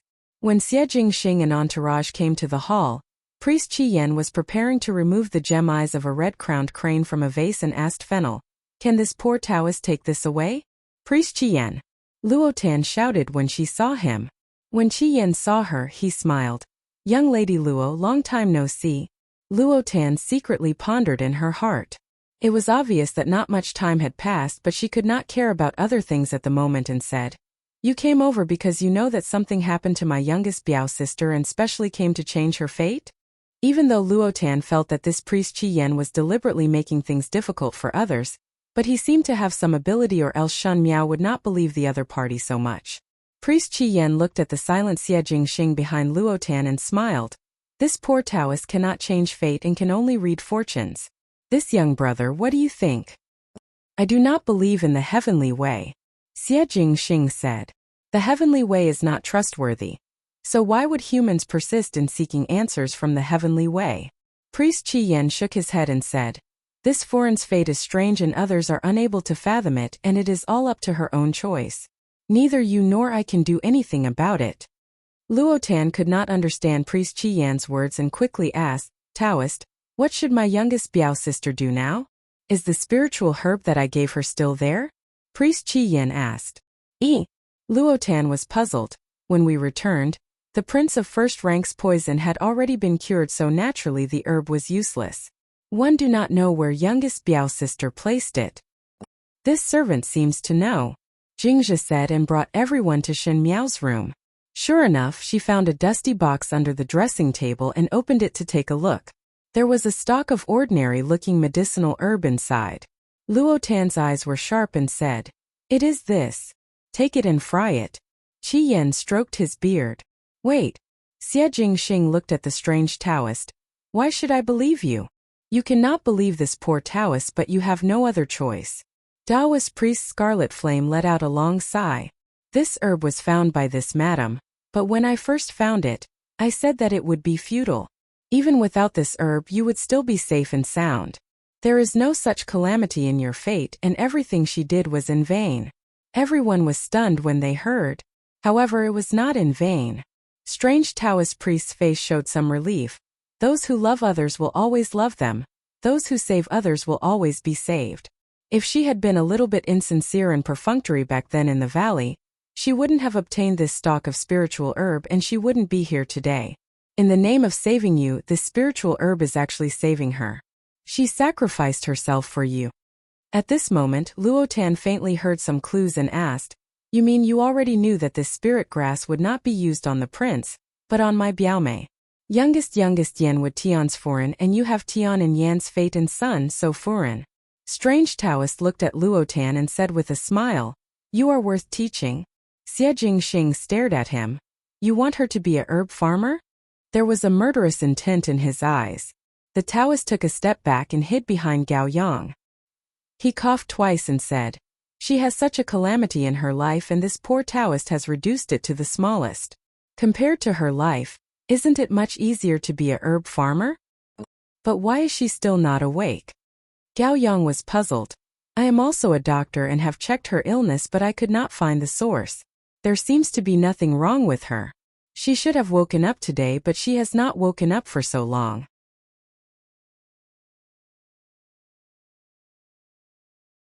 Chapter 987. The yellow sand was endless and the wind was blowing the flags. There were many wind and frost along the way, and the sun, moon and stars were just decorations. The escorting guards were scattered and did not have much respect for the people in the carriage. A maid-like young lady walked over from the back of the convoy and jumped onto the carriage before handing a bowl of porridge to the person inside. "Your ladyship, the porridge is a little cold, but it can still be eaten. Currently there is no village ahead or inns behind, so it is better for you to have a mouthful." The female in the carriage was still young, but her expression was very haggard and her attire was not very exquisite. Upon closer look, it was the style from a few years ago, and because she was skinny it did not fit her body. She lifted up the curtain of the carriage and asked, "Where are we now?" "Walk a bit more and one would be able to reach the official road before dark." Bai Lu smiled. This servant had asked those people, and within 5 days, one would definitely be able to return to the Ding capital. Shuangjiang also smiled. "Once one returns to the palace, your ladyship's bitterness will be over and sweetness will come." "Bitterness will be over and sweetness will come." Shen Miao smiled bitterly. Broken people would not be able to return. She was talking about Jingzhe and Guyu. Hearing this, Bai Lu and Shuangjiang's eyes were filled with sorrow and no longer spoke. Jingzhe was willing to be a concubine in order to rope in the powerful officials, and in the first year that Shen Miao went to the Qin country, news came that the wife of the powerful official found a reason to beat her to death. As for Guyu, Shen Miao clenched her fists but died in Huangfu Hao's hands to protect her. 5 years. A full 5 years. In the 5 years in the Qin country, the last bit of arrogance in her body was ground away. She clenched her teeth and compromised just so that one day she could return to her homeland and reunite with her pair of children. However, the heavy price they had to pay for this was not something that could be described by outsiders. How difficult was this journey? There were not even many escorting guards, and just looking at the convoy of carriages, who would have thought that this was the honor guard of a country's empress? The people she brought to the Qin kingdom at that time had either died or dispersed in the past 5 years, and they were almost gone. Just like on this journey back to the country, if not for Imo Qing's protection, she would definitely not be able to return alive. Shen Miao sighed. Fortunately, all the suffering was not in vain. 5 years had finally passed. Just as he was thinking about it, it was time for the carriage to continue its journey. However, not only did it not start, there was a commotion in front of them. She frowned slightly and lifted the curtain of the carriage to ask, "What's going on?" Emoching walked over from the front and said, "I met a strange person and came over to ask for water." Before he finished speaking, one saw an old man dressed in gray appearing behind him and looked at Shan Miao with a grin. "Foreign, I am dying of thirst. Give me some water to drink." This old man was dressed in a strange manner and his body was smelly as he stared straight at one, making one suspicious. It was not that he was not willing to give water to drink, but Shen Miao's identity was special, and if she met someone with evil intentions, one feared that something would happen. Emoching ordered people to hold back this old man, and not let him go near Shan Miao. However, Shen Miao smiled and said, "There is a drought along the way and the heavens are not happy. A bowl of water is equivalent to a life. Give it to him. I do not lack this bowl of water to drink." Since Shen Miao had spoken, Emoching was straightforward and ordered people to bring a bowl of clear water for the old man. The old man gulped it down in one gulp and patted his stomach before pushing away the guard's hand and stood up. He gave a proper bow to Shan Miao and said, "Foreign is kind and generous and saved this poor Taoist's life. This poor Taoist must repay this bowl of water." Poor Taoist? Shen Miao was surprised for a moment before smiling. "Are you a Taoist?" "My Buddhist name is Qian." That strange old man looked at Shan Miao and shook his head. "Foreign's appearance is extremely valuable, but one's life is shallow and cannot bear the noble fortune."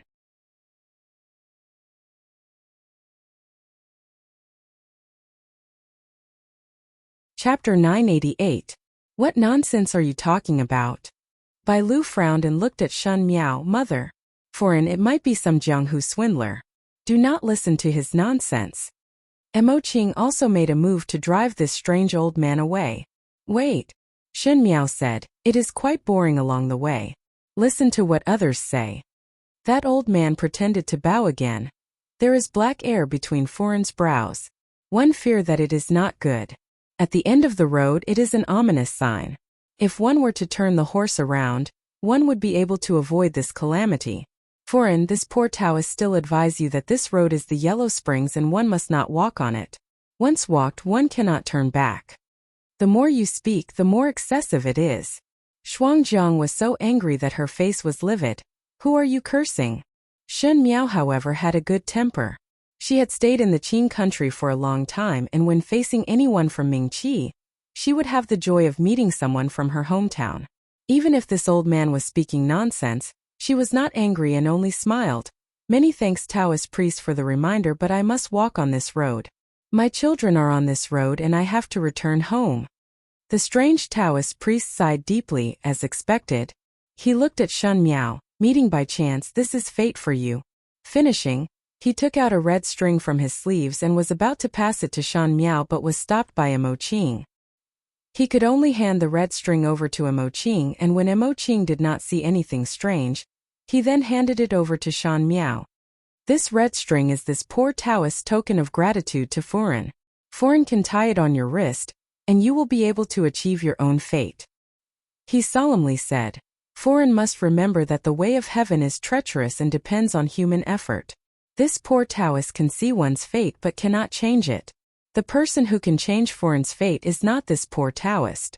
The heavens have the virtue of cherishing life, and if there is a calamity there is also fate. This red string is a question, and one day Foreign will also find your own solution."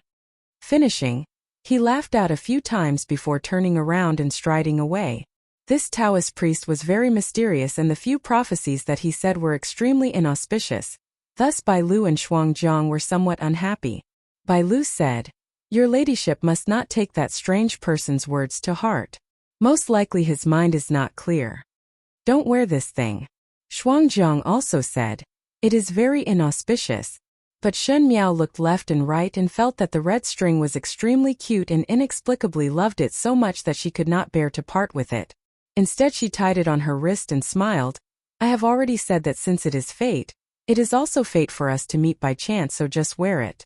It doesn't matter if it's fake." Isn't it better if it's real and has more spirituality?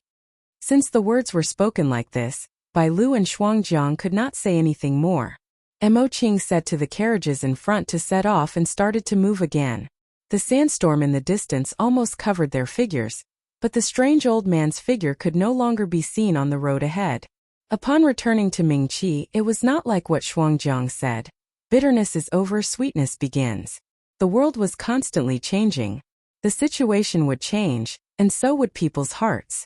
As the Empress, apart from this position, there was nothing special about her. Sometimes when he thought about it, he felt that it was no better than the days when he was humiliated in the Qin kingdom. When he was in the Qin country, those injuries were on the surface, but in Mingqi it was in the dark. It was as if one had suffered a hidden loss and one could not say it out loud, but one would be laughed at for nothing. Shen Miao sat in the Kuan-Ning palace and looked at the somewhat withered red sleeve grass on the table. The red sleeve grass was sent over by Mo Qing, and was said to be a rare spiritual herb. It looked very good and was like a woman's sleeves that fluttered in the wind. Thus it was named red sleeve grass. It was just that one did not know why it had recently withered, and Shen Miao was not in the mood to take care of it. She had been back in Mingqi for a few years, and in these few years, her life was not considered good.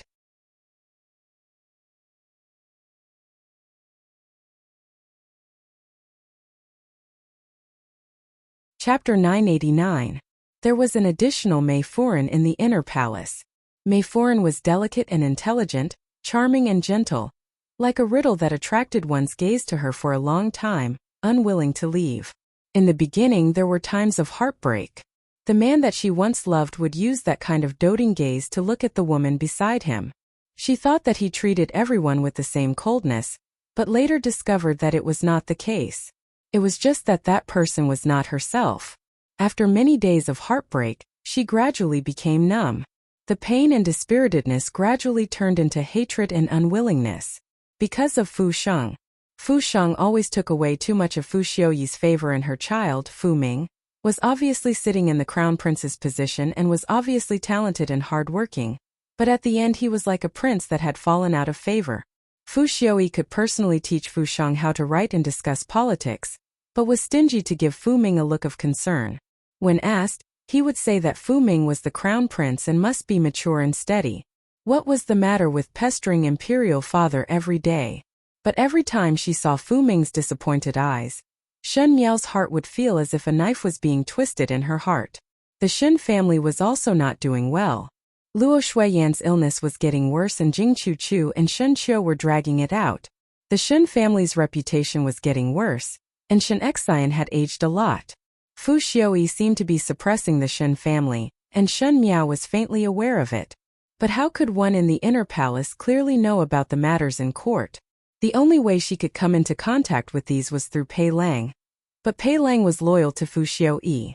Even though Pei Lang's relationship with her was not bad, but he would always be loyal to Fu Xiuyi first. Shen Miao's infatuation with Fu Xiuyi had long turned into ice after watching him being together with Mei Foran for the past few years. But in her position, she had to sit firmly in the position of Empress and fight for some opportunities for Fu Ming and Wan Yu. There was news from the Xiongnu side that Mei Foran seemed to want to urge Fu Xiuyi to marry Wan Yu over. This was what Shen Miao could not tolerate. However, Mei Foran's methods were getting more and more brilliant. Everyone could see Fu Xiuyi's doting towards Fu Sheng. The Shen family was getting worse day by day, and there were too many people who stood at Mei Foran's side. Throwing stones at someone who was down, everyone wanted to step on them. In addition, Mei Foran's brother Li Ku had recently helped Fu Xiuyi to settle several important matters.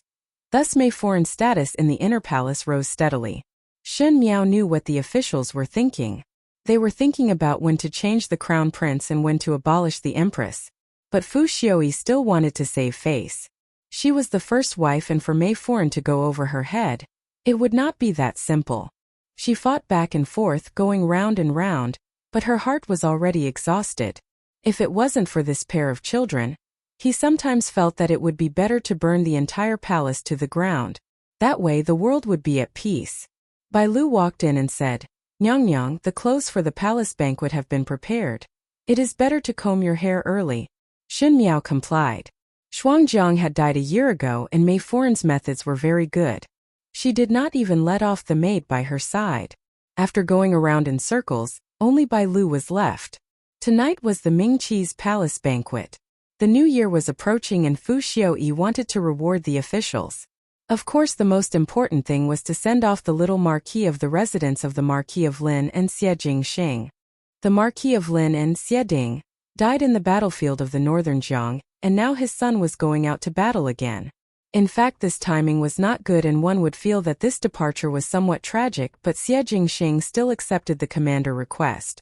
Shen Miao and Xie Jingxing did not have much interaction because of the subtle relationship between the Shen and Xie families. Ever since the time of Xie Ding in the residence of the Marquis of Lin and only Xie Jingxing was supporting the door. This unavoidably made one sigh. Initially the southern Xie and northern Shen, until now the Shen family was getting worse day by day, and the Xie family was also gradually declining.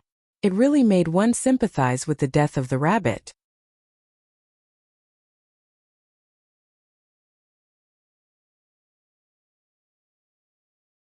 One could imagine the other end to be able to see the whole picture, what kind of scenery it was. She took out a bowl and Bai Lu was somewhat distressed. Shen Miao waved her hands, telling her not to open her mouth.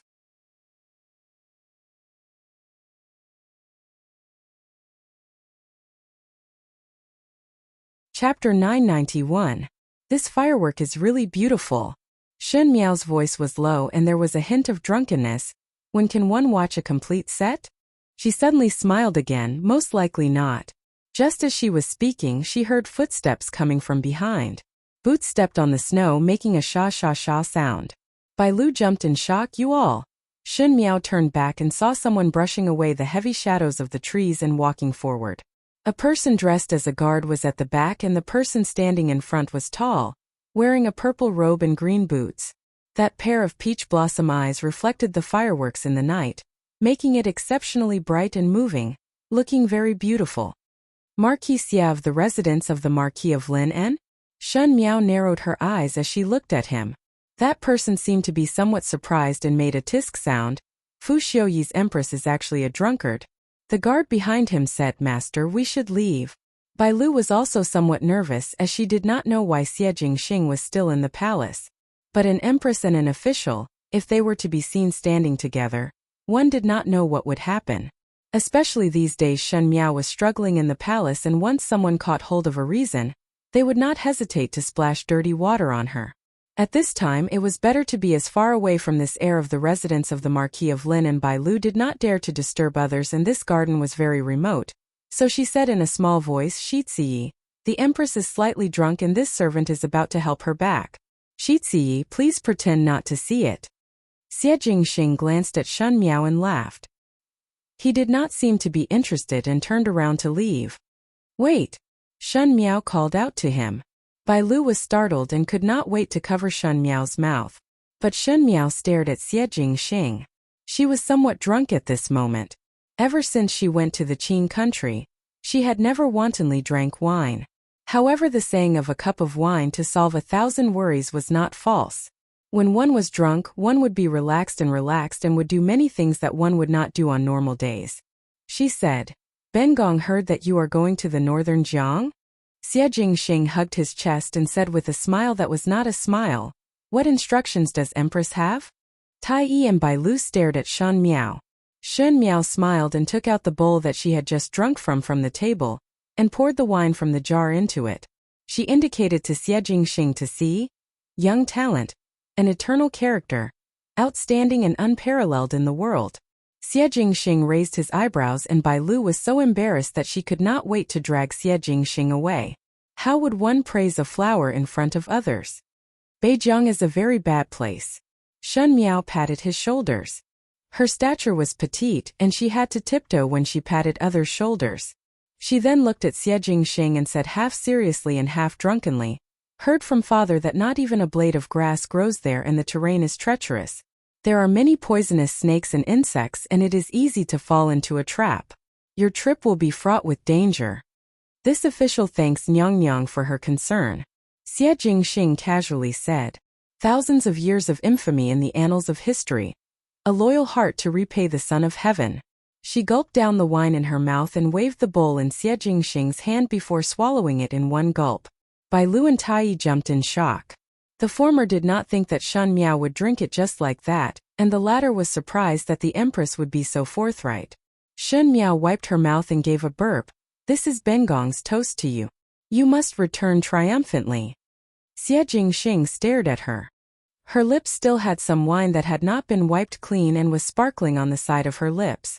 It was very beautiful and under the moonlight. Her face had a delicateness that could not be seen during the day. Without the layer of Empress shackles, she was actually a very delicate and pretty female.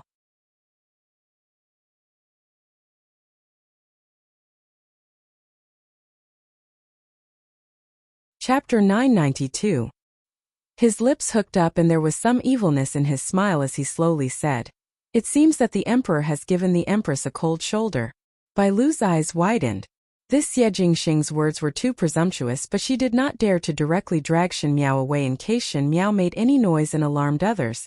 Then she would not be able to clear her name. After Shen Miao finished drinking, she swayed as she picked up the wine jar and poured a full bowl before handing it to Xie Jingxing. "You also drink?" "Why should I drink?" Xie Jingxing was baffled. "You and Bengong are in the same boat," Shen Miao said. "Who is in the same boat as you?" Xie Jingxing found it funny. Shen Miao had already raised the wine bowl and was about to feed it to his mouth. Bai Lu turned pale with fright. This was too ambiguous.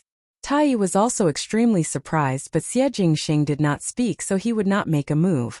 Xie Jingxing was caught off guard, and when he pushed Shen Miao away, a lot of wine spilled onto his clothes, but when he looked at Shen Miao, he finally smiled in satisfaction. She said, "You and I have a bowl of wine of affection. When you return in triumph, then come and watch the fireworks with Bengong." Xie Jingxing felt that today was really inexplicable. So when a female was drunk, they would not be rational. Even the usually dignified and elegant Empress was like a different person. "Your Highness the Empress, it is better to find His Majesty to watch." He tidied up his clothes. Shen Miao was sad. Bengong have never watched fireworks with him. Xie Jingxing stared at the female opposite.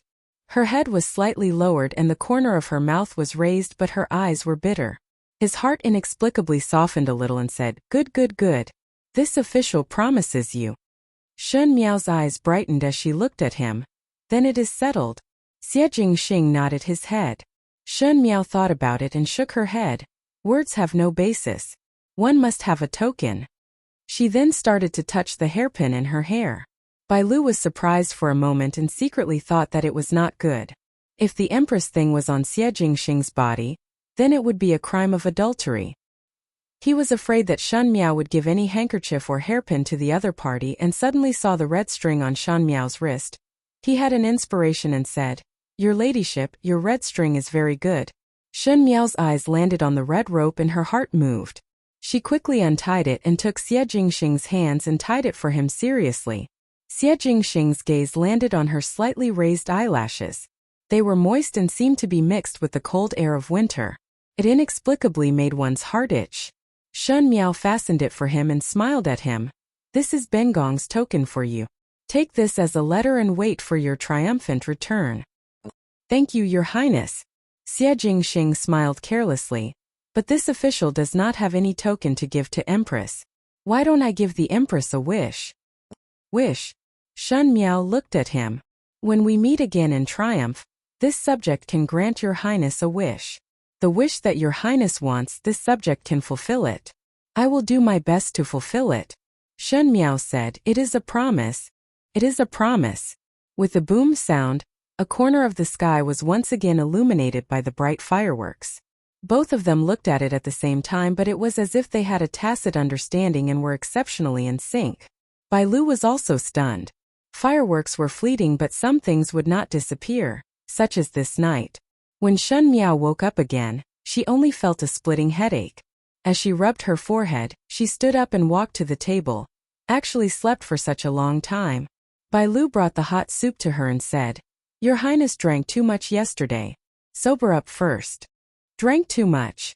Shen Miao's movements paused. One did not drink much at the palace banquet. Bai Lu was somewhat guilty. Most likely the wine in the palace banquet was too strong. Shun Miao nodded her head and sighed. Ben Gong's bad habit of not remembering anything once drunk has not changed for so many years. But it has been a long time since I was drunk.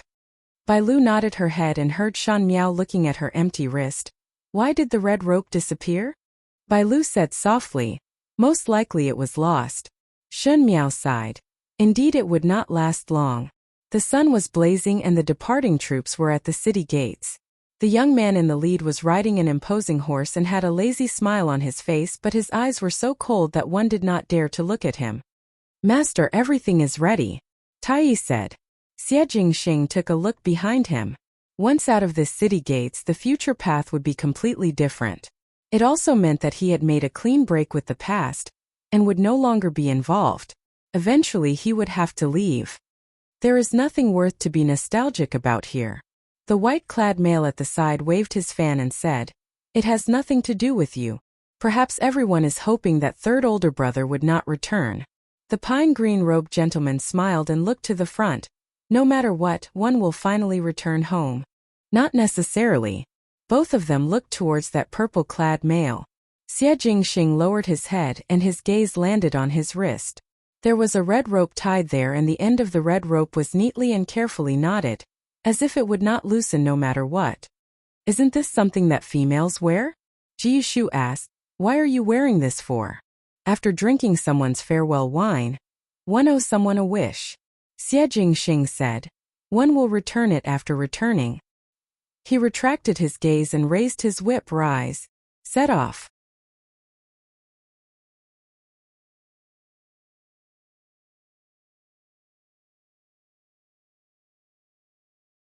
Chapter 993. Time was like an arrow. The sun rose and set as in the past. Then how many rounds of flowers would bloom and how many rounds of flowers would wither? The moon would have waxing and waning, not to mention human affairs. For example, the declining Shen family and the increasingly neglected Empress. Like an old woman struggling in her twilight years. Princess Wen Yu died of illness on the way to the marriage and Empress Shen was unable to recover. Even though she was still dignified and virtuous upon closer inspection, there was a faint aura of death in her eyes. That aura of death would only flash like a weak star when it saw the crown prince, like the embers in the ashes, but it looked like it was about to extinguish. The beautiful lady in palace attire smiled as she looked at the green-clad male in front of her. Imperial tutor, to take a drop of blood from the Empress' fingertip. It should not be a difficult matter for you. Pei Lang looked at the woman in front of him. She was as charming as a cat in the dark night, shrewd and beautiful. Otherwise that aloof emperor who always prioritized benefits would not hold her in the palm of his hand. From a female's point of view, she was undoubtedly seductive, as she grasped a man's thoughts in the palm of her hand. From a person who wields power, she did a good job. Retreating in order to advance, she never took the initiative to mention status or ask for gold and silver, but made others willingly offer things up. Not only that, she would even snatch other people's things. Instructing others to fight, relying on the heart of an emperor, relying on the support of brothers, quietly and slowly grasping what she wanted in the palm of her hand. She looked as charming as a flower, but had the heart of a snake and scorpion. That year the little princess who was only 10 years old, was forced to the end by this person? In comparison, the master of the 6 palaces was still not as vicious as this one. Perhaps it was because she came from a loyal family like the Shun family that no matter how her character changed, there was still some leeway of kindness in her bones. But it was this kindness that made her destined to always be inferior to the other party's methods. Mei Foran saw him in a daze and said, Imperial tutor?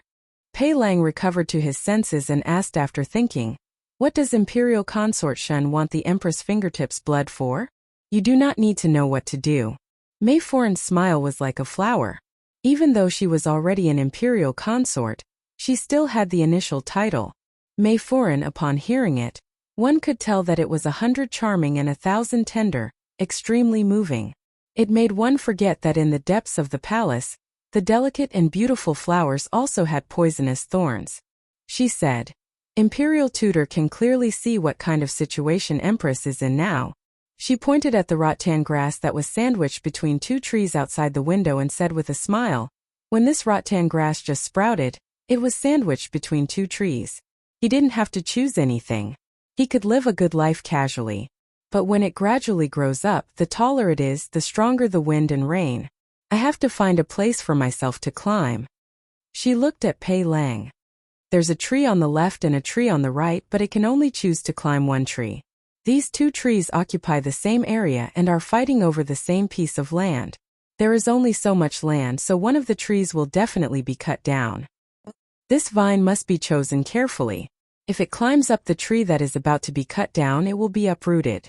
Mei Foran looked at Pei Lang with a smile. Imperial tutor, how do you think this rattan grass should be chosen? Pei Lang stared fixedly at the two trees outside for a while. After a while, he turned his head and said, "This subject understands." Mei Foran smiled in satisfaction.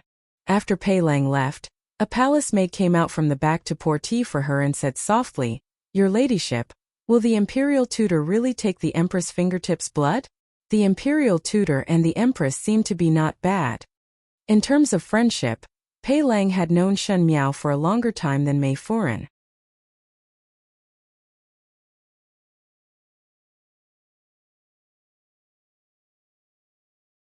Chapter 994. The imperial tutor is an intelligent person. Mei Foran picked up the tea and took a sip before smiling. Otherwise, when the princess was engaged, he would not have stood by and watched. Moreover, he has hidden thoughts in his heart. He is such a bright wind and bright moon, and is so rational that he does not allow himself to make any mistakes. Naturally, one must cut the weeds and remove the roots. I am helping him, and it is too late for him to accept it. The palace maid nodded her head as if she understood and said, "But what that monk said, to be able to borrow the Empress's fate to your ladyship, is that true? No matter if it is true or not, the position of the mistress of the 6 palaces is set for me." A trace of ruthlessness flashed in Mei Foran's eyes. "It is only a fingertip's blood.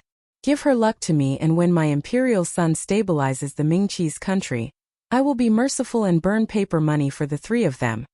The palace maid nodded her head and did not dare to speak. Shen Miao's illness was somewhat serious. Fu Ming had just come to see her and accompanied her to chat for a while. Shen Miao wanted to find someone to ask about the recent situation in the Shun residence, and just as she left the courtyard, she saw Pei Lang. Pei Lang greeted her, but Shen Miao was very cold. On the matter of Wan Yu's marriage, Pei Lang's cold attitude made one's heart turn cold. In any case, their friendship had been going on for so many years, and Wan Yu had once called him teacher. And the disgust towards Fu Xiaoyi had naturally shifted to the disgust towards Pei Lang. And she did not even want to take another look at Pei Lang. Heard that the Empress has fallen ill. Pei Lang handed over a box. "This? Perhaps it would be good for your ladyship's cough." Shen Miao swept a glance at him and opened the box. It was a stalk of medicinal herb that looked inexplicably familiar.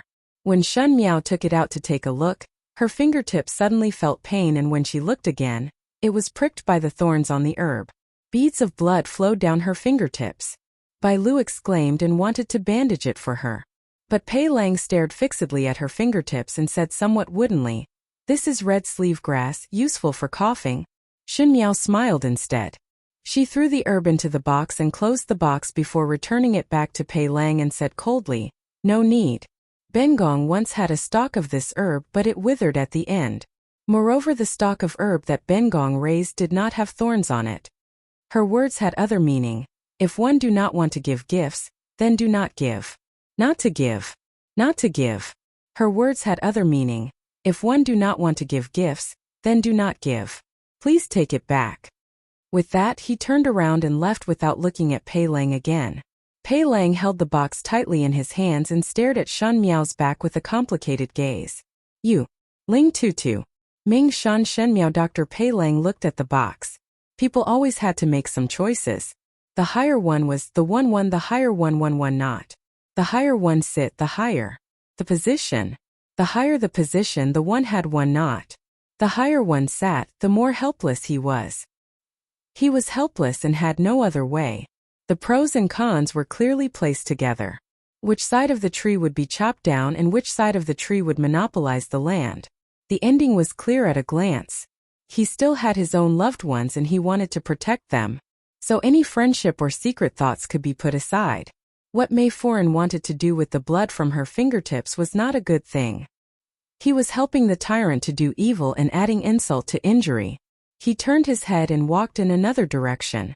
People of different paths could not make plans together. He could not do anything. He could only watch with folded arms. He could only watch the tree that he had worked hard to grow in the palace fall into the mud. That big fire burned for 3 days and 3 nights.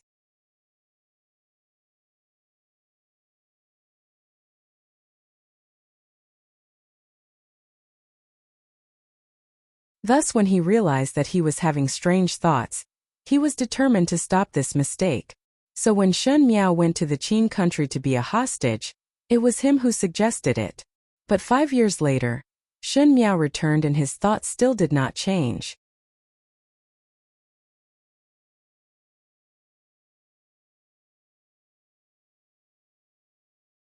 Chapter 996.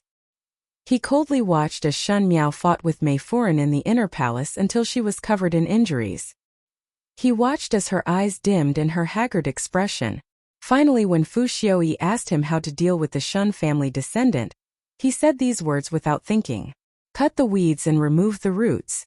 Cut the weeds in his heart and remove the roots in his heart. But he did not expect that Fu Xiaoyi would cut the weeds and remove the roots and even remove Fu Ming. Even a vicious tiger would not eat its cubs, but Fu Xiaoyi could even lay his hands on his own flesh and blood. You could still use the excuse that it was an accident on the road, but Fu Ming could only use Fu Xiaoyi's orders. Pei Lang remembered Shen Miao's eyes when she heard of Fu Ming's death. That pair of black and white eyes were wide open and there were no tears, but it was so miserable that one could not bear to look at it. That big fire burned for 3 days and 3 nights, but it burned Pei Lang's heart of regret. He went to find the abbot of Pu to a monastery, and asked how to remove the hindrance in one's heart. The abbot was an old monk and looked at him and shook his head. Heart disease needs medicine to cure. Was there any medicine for regret in this world? Pei Lang sought the eminent monk's guidance, and the monk said, "The reason why benefactor frequently dreams of old friends is because you owe them. She could not dissipate in your dreams because there is resentment that has not been resolved. Unable to reincarnate and unable to obtain liberation." Pei Lang panicked and asked if there was a solution. The monk asked in reply, to set the past mistakes right and seek for a chance to start again. If benefactor's life is needed, is benefactor willing? Pei Lang said, willing. That monk said, benefactor should return. Why must one return? Pei Lang was puzzled.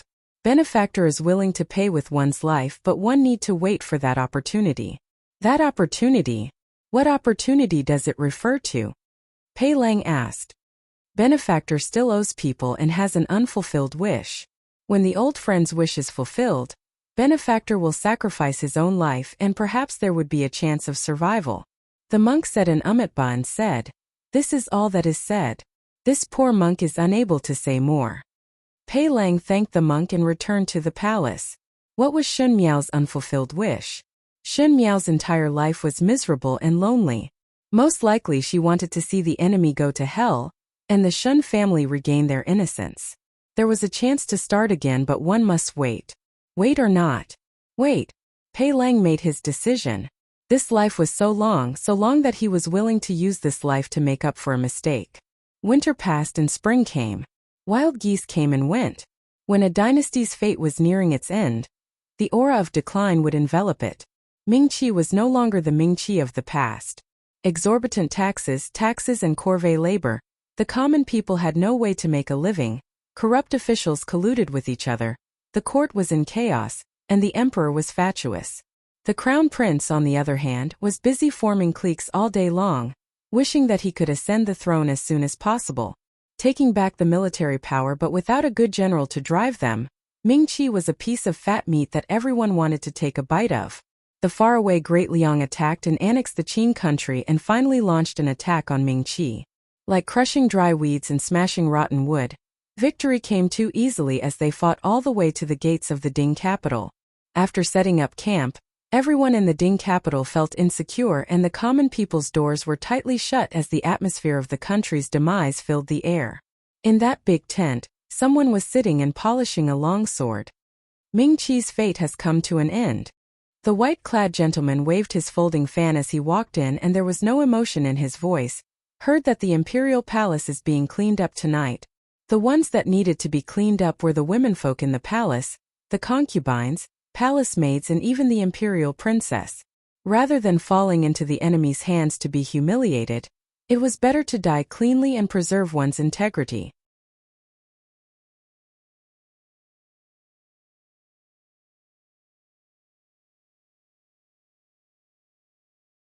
Chapter 997. Was he really trying to preserve his integrity? Among those people, how many actually didn't want to die? The man stopped wiping his sword and raised his head, revealing a peerlessly beautiful face. He had a pair of gentle peach blossom eyes, but they were filled with coldness. Oh, has Empress Shun's body been found? Ji Yushu opened the door of the mosquito net and walked in. When he heard what was said, he said, inquired about it. Nothing. The cold palace was burned clean and not even a piece of clothing was left. Gao Yang ridiculed. Fu Xiaoyi is really afraid of people gossiping and handled it very neatly. It is really a pity for the Shen family.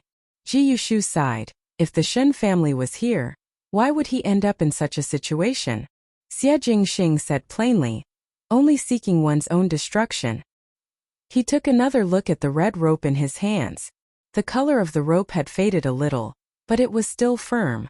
Later on, he went to many battlefields, and this red rope never fell off. Xie Jingxing shook his head as he thought of the girl's words of congratulations that night. He would have to go back on his promise. Who knew that in just a few short years, the Mingqi's rivers and mountains would be destroyed so quickly? Even without Great Liang, it would not last long. He had indeed returned triumphantly, and he had planned to repay her wish for the sake of that cup of farewell wine and compensate her with a firework. However, he had already passed, and there was no chance for him to do so in this lifetime. He said, tomorrow morning attack the city. The Great Liang's flag fluttered in the wind. The sky of June changed in an instant. Black clouds pressed down on the city, the wind blew violently, as if a heavy downpour was about to arrive in the next moment. There was no one left in the palace. Corpses were strewn everywhere. There were palace ladies who hanged themselves, and there were also servants who were beheaded by the Great Liang's soldiers. Blood flowed everywhere, and there were millions of corpses. Pei Lang sat in the tea hall, pouring tea for himself. He poured the table slowly. Green smoke rose from the corner of the table, emitting a fragrance. It was like the whisper of a beauty enchanting. He glanced out the window. On the day of Shen Miao's death, it was also this kind of weather. The sky was gloomy and suddenly heavy rain poured down. He had waited for this day for a long time. The Great Liang's army had arrived and Mingqi's fate was about to end. Fu Xiaoyi and Mei Foran were about to reach the end of their lives and Shen Miao's wish should be fulfilled. He finally had a chance to turn back from the mistake he had made. He emptied the contents of the phial into the flagon at the other end, and filled his glass. Your wish is about to come true. Unfortunately, the one who fulfilled your dying wish was not me. On top of the city gate tower, the army was pressing down on the border. The emperor and the empress were both tied to the flagpoles with their hands tied behind their backs. Everyone had their own selfish motives. For the sake of their own survival, they could also destroy the survival of others. This was something that Mei Foran and Fu Xiaoyi often did, and now it was their turn to have a taste of it. The officials in Mingqi's palace kidnapped their own country's emperor and empress and came to the Great Liang to ask for surrender. They were willing to use Empress Monarch's head to beg the other party to spare their lives. When the tree falls, the monkeys scatter, and when the wall falls, everyone pushes it. No matter how favored Mei Foran was at this moment, she could not move anyone. Oh, and the new crown prince Fu Shang. Her head would have long been chopped off by Fu Shang's bootlicking Xie Chongwu and Xie Chongchao and given to the Great Liang's general to curry favor. Under the city gate tower, the male sitting on the tall horse lazily narrowed his eyes. One did not know when the black clouds had dispersed, but gradually the golden sun shone over the entire city. His robes were gorgeous, and even though his military uniform was stained with blood, it was still untainted by a speck of dust and had a natural pressure. It formed a sharp contrast with the emperor who was tied up on top of the tower.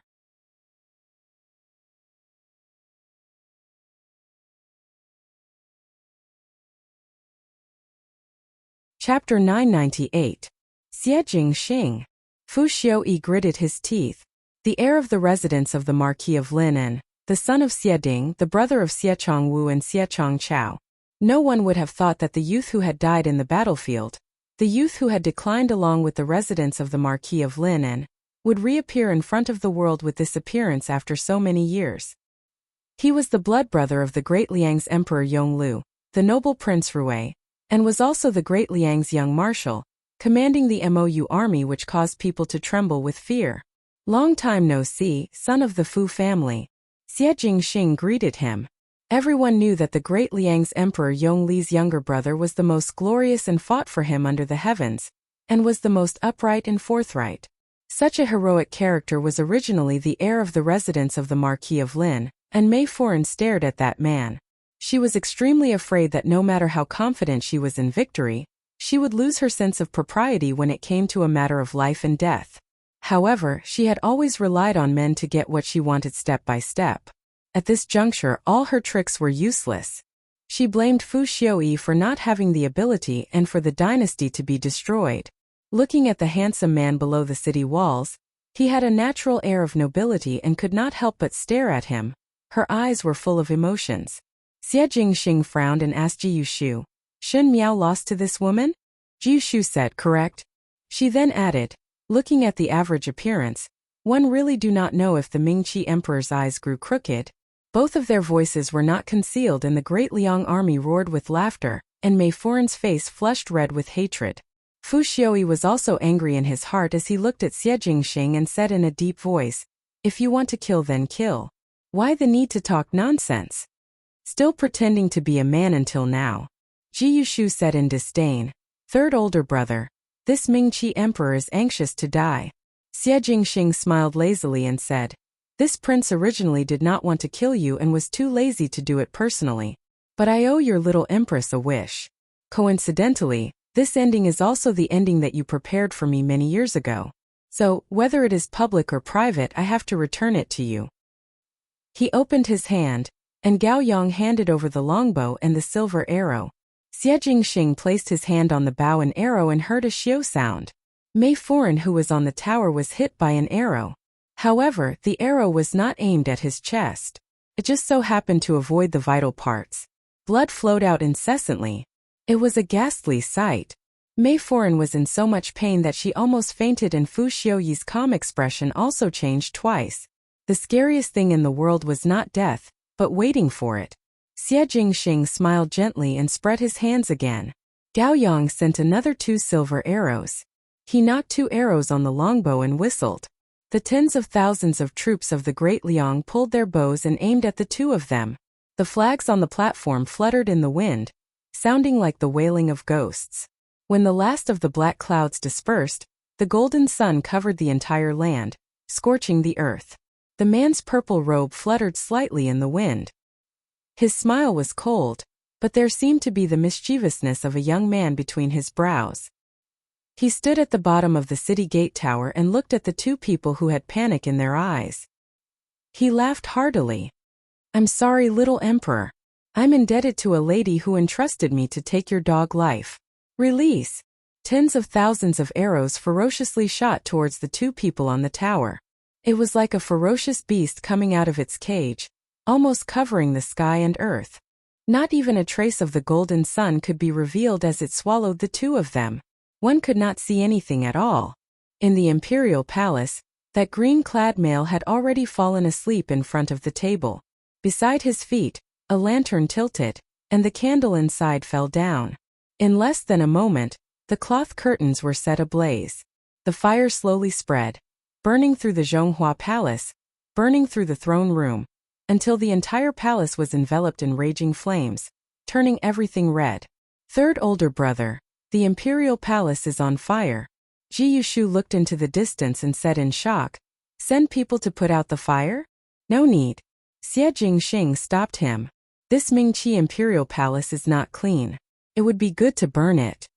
He raised his brows, white sun flames. "I did not miss the appointment." "What is the meaning of that?" Ji Yushu did not understand. Xie Jingxing looked at the corner of the sky that was dyed red by the fire. In his eyes, There was a figure drinking alone in the bright moonlight. This imperial court has let you down. So this prince will help you to overthrow this imperial court. He said softly, "This is most likely your wish." But he did not notice that the red rope that was firmly tied around his wrist and did not fall off for a few years suddenly broke and fell into the fire on the ground, turning into ashes. No one heard the long sigh of the female in the ashes. So this was a calamity.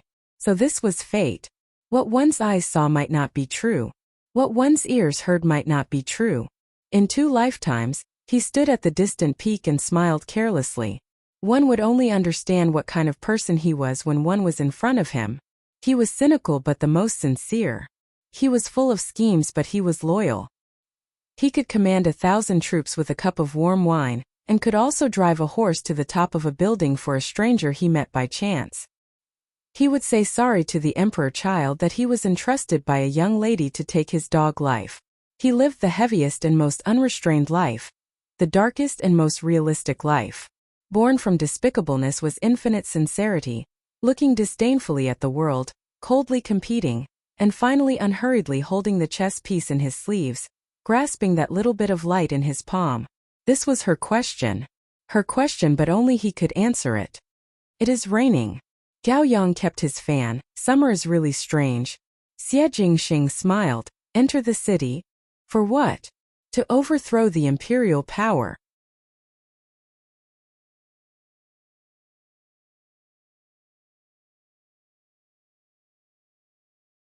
Chapter 999. Shun Miao had a very long dream. That dream seemed to be very, very long as a lifetime. She watched as a bystander watched herself from a babbling baby to a bouncing young girl, from a bouncing young girl to a slender young lady, then to a young married woman, then to the unattainable ruler of the 6 palaces in the palace, and finally to the deposed empress in the cold palace, turning into ashes in the raging fire. She watched herself fall in love with Fu Xiaoyi, and begged Shen Exine to marry her to Fu Xiaoyi. She sat at the side, desperately trying to stop her foolish actions, but it was futile. No one could hear her words, so she could only watch everything happen again. From a bystander's point of view, how foolish was the things that she did in the past. Shen Miao finally understood now. The most terrifying thing was to once again experience the heart-wrenching pain of the past. Her teenage years ended after she married Fu Xiaoyi. Those carefree days, even if she was called stupid by others, were at the end free and happy. And when she became Ding Wangfei, she was forced to be involved in these intrigues. Even her pair of children could not escape. The people around her left one by one, and the first household of the Shen family gradually declined. The once flourishing flowers were like flowers that bloomed to the extreme in spring, but once spring passed, summer came, and when the autumn wind blew, it would wither, making it look cold and shabby. In that dark life where there was almost no light, there were some things that she had overlooked. Those things were like the stars in the dark night, covered by other things and became unreal, accidentally discovered bright as before. Also like the embers of fireworks that accidentally broke into one's own courtyard, with a little bright color, making that dry and cold night become fragrant. She saw Xie Jingxing. Not that stubborn youth, not that hero that died on the battlefield. He was as arrogant as he was in the future, riding a tall horse, carrying a longbow, and in the midst of talking and laughing, he overturned an imperial court. He drank the farewell wine that she gave him under the bright moonlight, and on the dark day when the city was breached, he gave her a wish that she could not fulfill in her entire life. They had seen a fireworks show in the daytime, even if they hadn't broken the promise of that New Year's Eve. They were clearly strangers who met by chance, but he had become the most indispensable person in her life. Because of him, her wish was fulfilled, and because of him, she was reborn. It was just that the fate of that life was too short. Such a beautiful and anticipated fate was forced to stop because of the teasing of fate. What a pity. That was why there was a chance in this life. That short-lived fate was able to continue. All the unspoken questions seemed to no longer need to be spoken. Many things disappeared at that moment, including the questions and the answers. The karma of the past determines the outcome of the future. Shen Miao slowly opened her eyes. As far as the eye could see, it was the clear sky after the rain. An exquisite sachet was hanging in the corner of the mosquito net, probably to dilute the bitter smell of medicine. The fragrance and the smell of the herbs mixed together, creating a thought-provoking smell. Shen Miao looked up to her side. The young man leaned over the headboard, one hand still holding her hand tightly. His eyes were closed and there was a green stubble on his chin. It was not that obvious, but it was different from his usual pampered appearance. The joints of his hand were distinct, slender and warm, just enough to completely cover her hand. Shen Miao only moved slightly and Xie Jingxing woke up. Seeing that her eyes were open, Xie Jingxing was surprised for a moment, as if he had not reacted. After a pause he suddenly said, "You are awake."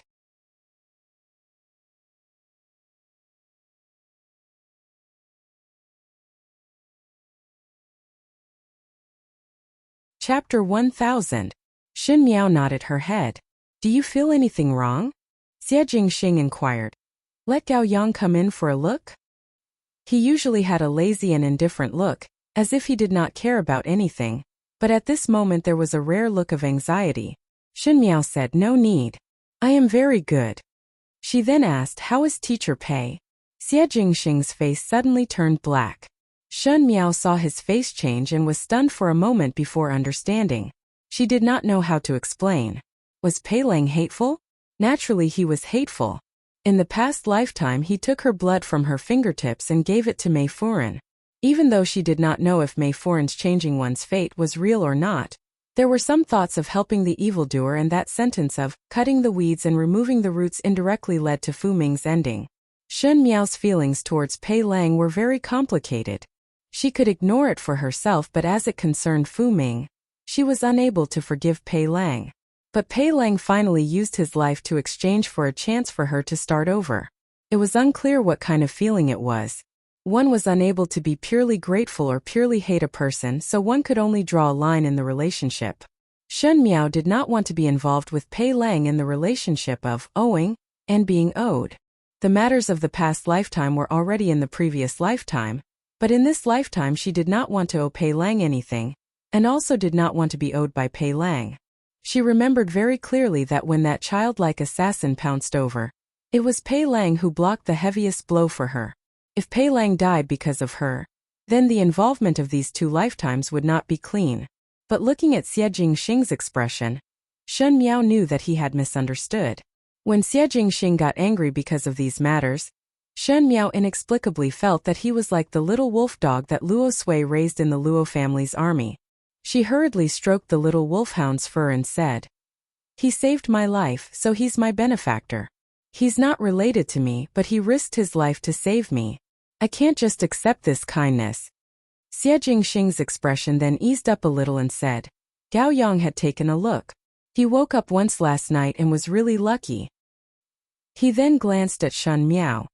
"Why aren't you waking up? If you don't wake up, I'm going to chop off that Taoist priest's head." "Priest?" Shen Miao was startled. "Are you talking about Priest Qi Yan?" "What Taoist priest?" Xie Jingxing said in disdain. "He is just a Jianghu swindler who earns money." The so-called Taoist priest Scarlet Flame left Prince Rui's residence early in the morning. Before leaving, he took the good antique vase in the hall, saying that it was a thank-you gift. She did not know what kind of expert a Taoist priest who was always calculating money was. When Shen Miao heard Xie Jingxing say that the Taoist priest took a vase and left, she had some doubts in her heart. That long dream had solved a lot of her doubts. In fact, it was not necessarily true, but Shen Miao did not know why. But she felt that everything that happened in the dream was the complete story of her previous lifetime. That Taoist priest was indeed someone that she met on the way back to Mingqi from the Qin country. She thought that he was a refugee who escaped from the famine and disguised himself as a Taoist priest to earn a living. She was after all Shen Xian's daughter, and was somewhat generous in her heart. She gave the other a bowl of water but did not think that it would implicate so many things.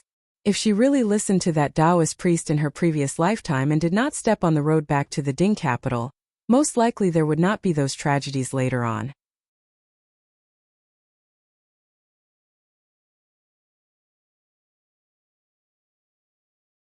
He also had things that he was afraid of, people that he was afraid of losing, and weaknesses. And these three things happened to be the same, which was this person in front of him. "Let me make amends," Shen Miao said. Isn't your birthday already passed a long time ago? How about taking today as making up for it?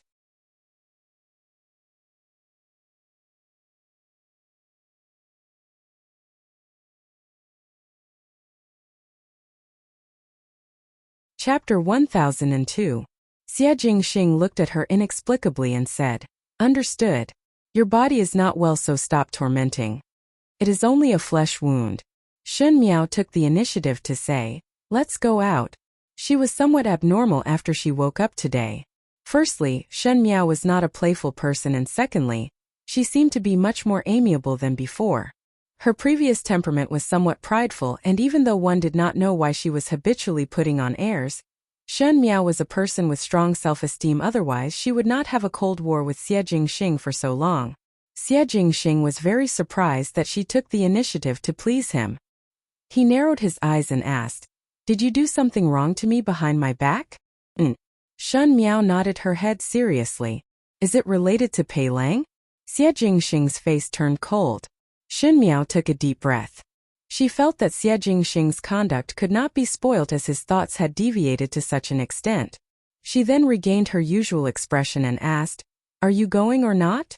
Xie Jingxing had not even opened his mouth when he heard a voice from behind. "Go?"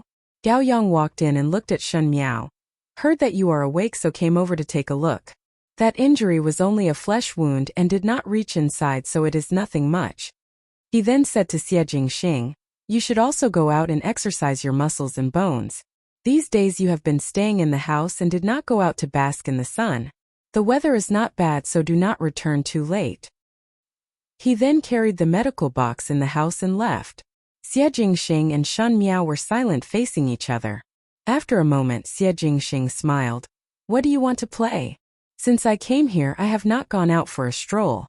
Shun Miao said, "I am not that familiar with Long Yi. You and I will just casually walk around and talk to me about the matters here."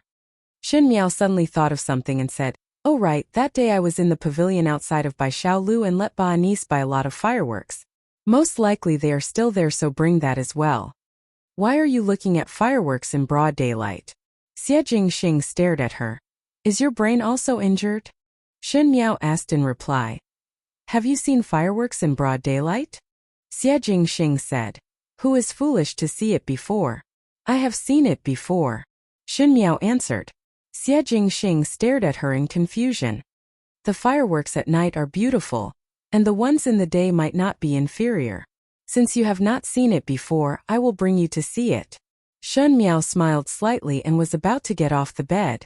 However, she had been lying in bed for the past few days, and her legs and feet were very sore. Now that she was down, the pain made her gasp. When Xie Jingxing saw this, he stood up with a smile. He crossed his arms and looked at her as if he was watching a good show. "Do you want me to help you? Will you?" Shun Miao saw his expression and knew that he did not have any good intentions. Xie Jingxing said, "Beg me and I will help you." He leaned over, as if he wanted to listen carefully to Shun Miao's soft words. Shun Miao felt that Xie Jingxing's character was really hard to fathom.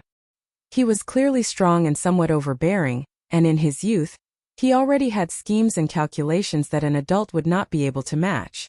But right now he was like a mischievous youth who never got tired of teasing others. She stared at Xie Jingxing's handsome face and suddenly had an idea. With a paw sound, she kissed Xie Jingxing's cheek. Xie Jingxing was stunned. Shun Miao moved her gaze away and looked at the sachet hanging at the head of the bed. "Shun Miao." Xie Jingxing frowned as he looked at her. "Your illness is not light. You need to let Gao Yang come and take a look."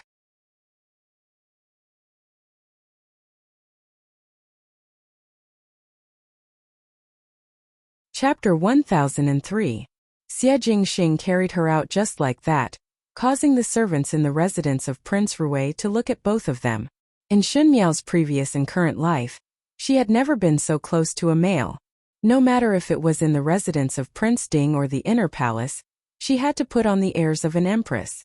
But even Mei Furen did not seem to be carried by Fu Xiuyi in front of so many people.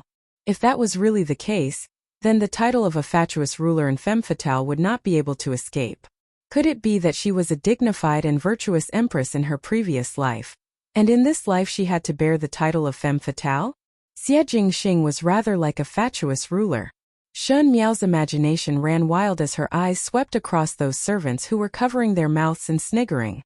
She was annoyed in her heart and pinched Xie Jingxing. What are you doing? Quickly put me down. Tsk no to be shy? Xie Jingxing raised his eyebrows and his tone was so bad that it made one want to beat him up. He said, just now one do not know who was the one who insulted my innocence in broad daylight. Even words like insulting innocence were used. Shun Miao could only try hard to calm her emotions. But she saw Luotan walking over. Most likely Luotan did not think that she would encounter such a scene.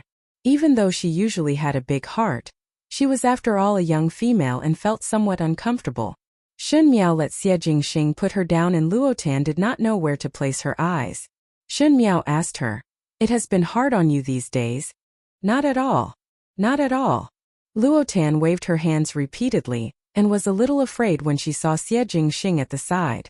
At that time she wholeheartedly wanted to vent Shun Miao's anger, and threw a fit at Xie Jingxing, but later on she regretted it.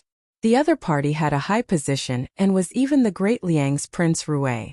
If he were to vent his anger on Shun Miao, then her sin would be big. But seeing Shun Miao and Xie Jingxing being so intimate, it seemed that there was no quarrel and her heart could not help but feel gratified. Oh right.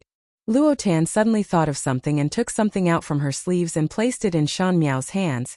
This is what Taoist priest Qi Yan gave to me before he left and let me pass it to you, saying that it is for your parting room. It was a small wooden box with a chicken and a snake carved on it. Luotan said, "One do not know why there is a chicken and a snake." Shun Miao. She said, "This is a dragon and phoenix." Priest Qi Yan's carving skills were really not flattering. If Shun Miao did not understand, one would not be able to tell that it was a dragon and a phoenix. Luotan choked as Shun Miao opened the wooden box and took out 2 red ropes from it. "This?" Luotan said, "These are just 2 red ropes, what's so special about it? You still said it was strange and strange, I thought it was something valuable. This Taoist priest is really stingy. He clearly has a whole valley of medicinal herbs, but he wants to give this." Shun Miao stared at the rope and her eyes wavered. In her past life, she had obtained a rope from a Taoist priest. That rope had accompanied her for many years. Later on, it passed through many hands and fell into the hands of Xie Jingxing.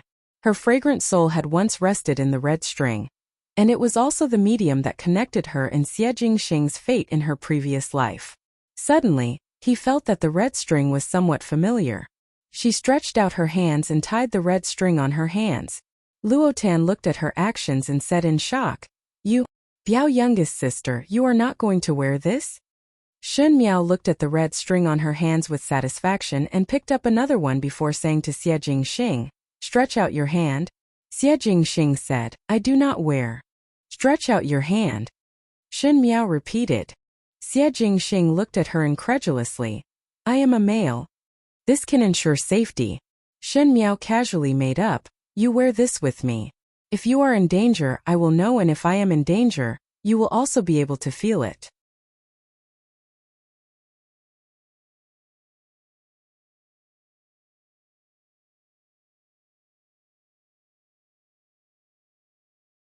Chapter 1004. Luotan stood at the side and weakly asked, "Is it really so godly?" Shun Miao did not care if it was godly or not. She felt that priest Qi Yan was very capable, and the things that he sent should be very precious. Even if it was as Luotan said, these were just 2 ordinary ropes and this thing had a deep meaning to her. It was more memorable than those gold and silver. When Xie Jingxing heard it, he did not refuse anymore. Even though his eyes were still filled with disgust, he still allowed Shun Miao to put the red rope on his hand, and at the end, he tied a knot with it. Luotan looked at it and bared her teeth. Xie Jingxing was a dignified man, the elegant and noble Prince Rui, but he was wearing such a thing on his hand. It was really not a beautiful picture. Forget about the femininity, the most important thing was that this red rope did not look very valuable. Compared to both of their brocade clothes, it really paled in comparison and was out of place. Shun Miao said, "It is done." Xie Jingxing quickly retracted his hand and quietly moved his sleeves inwards, trying to block the conspicuous red color. Luotan said, "All right. The things have been sent over, and seeing that you all seem to have something on, I will not disturb and leave first." Then he winked at Shun Miao and dragged out his voice. Biao youngest sister is so good. I am relieved. He ran away like a wisp of smoke. Shun Miao. Xie Jingxing said go. Go and watch the fireworks. The servants of Prince Rui residence. Song Yang softly asked Tai, the one who is ill is foreign. Why does master's brain seem to have a problem? Why are you looking at fireworks in broad daylight? Tai expressionlessly handed the broom to him. Sweep the floor. In Weiyang Palace, Empress Xianda was leaning on the couch reading a book. She was reading leisurely as she listened to the palace maids talking. Putting down the book in her hands, she said with some relief on her face, "It is good that nothing is wrong. These days there are so many incidents that Bengong had planned to burn incense and pray." The matter of Shun Miao being assassinated was hidden from outsiders, but it was not hidden from Emperor Yonglu and Empress Xianda. Even Gao Yang was helpless, so the imperial physicians in the palace were even more helpless. Speaking of which, these days it was really strange. Incidents happened to the residents of Prince Rui one after another. First it was Xie Jingxing. Xie Jingxing had just escaped a calamity and now it happened to Shun Miao. Fortunately, now that Shun Miao had woken up, it made one's heart to be relieved. Empress Xianda put down the book. She was no longer in the mood to read. She stood up and walked to the window. It had rained last night, and today was a fine day. There was no trace of the gale from last night, except for the plum tree by the window, whose branches and leaves were blown to the ground by the wind and rain. She muttered to herself, Longyi is not peaceful either. The wind forebodes the coming storm. Ever since Xie Jingxing returned to the Great Liang, there had been 2 incidents in the residence of Prince Rui, and this was a kind of signal. Perhaps it was a warning or a counterattack. Because Emperor Yonglu had already begun to act against the Lu family. Tao Gugu was a female official by Empress Xianda's side. Ever since Empress Xianda was made Empress, she had been following by her side. After so many years, she was Empress Xianda's most loyal confidant. Tao Gugu said, "Today Consort Jing went to the imperial study to look for His Majesty. When she went, her eyes were full of tears, and when she came out, it seemed that she was not in a good mood." The palace maids of Jinhua Palace said that after returning, Consort Jing punished a number of servants and smashed a lot of things. It seemed that her mood was not good. Empress Xianda smiled gently. The Lu family had suffered a loss and wanted to test His Majesty's attitude, so naturally they would start from Consort Jing. Did not Lu Foreign enter the palace to see Consort Jing a few days ago? His Majesty seemed to no longer have patience with Consort Jing. Tao Gugu said, Consort Jing has been restraining herself a lot with you these few days. If His Majesty really take action against the Lu family, on Consort Jing's end, what do you think? Leave it all to His Majesty to decide. Empress Xianda said lightly, whether it is sincere or fake in Bengong's eyes, one would not be able to see these clearly. Since I entered the palace in the beginning, I know these truths. She looked at Tao Gugu, who had a face full of worry, and smiled instead. You wouldn't think that Bengong would care about these things? Tao Gugu didn't speak. Empress Xianda looked outside again and said, ever since Bengong became the Empress, Bengong did not think of herself as a woman. The wife of an emperor is not a wife, but someone who will shoulder the world with him. Fortune and disaster depend on each other. Life and death together. Bengong has never been afraid. Bengong is just slightly regretful. She looked at her stomach. Bengong was not able to give birth to my own child. In the past, if it wasn't for Consort Jing. Tao Gugu gritted her teeth, her tone filled with anger and unwillingness, and also the pain of not being resolved. Never mind, Empress Xianda tiredly waved her hand. She smiled, but that smile was somewhat numb and desolate. It's the same without Consort Jing. This child, Bengong, will not be able to give birth. She said softly, look at the Hogong who gave birth to his child. None. It's impossible. So even though Bengong is regretful, all the women in the Hogong are regretful. Bengong's regret is not regret. At least, Bengong still has this position that cannot be shaken, she said. You're tuning in to the Li Mei's Wuxia Whispers YouTube channel. We're so grateful for your support, and don't forget to subscribe to join us on this incredible journey through captivating stories. Your generosity through donations truly makes a world of difference. as it's the primary source of revenue that allows me to expand and enhance this channel for you. Thank you from the bottom of my heart for being a part of this adventure.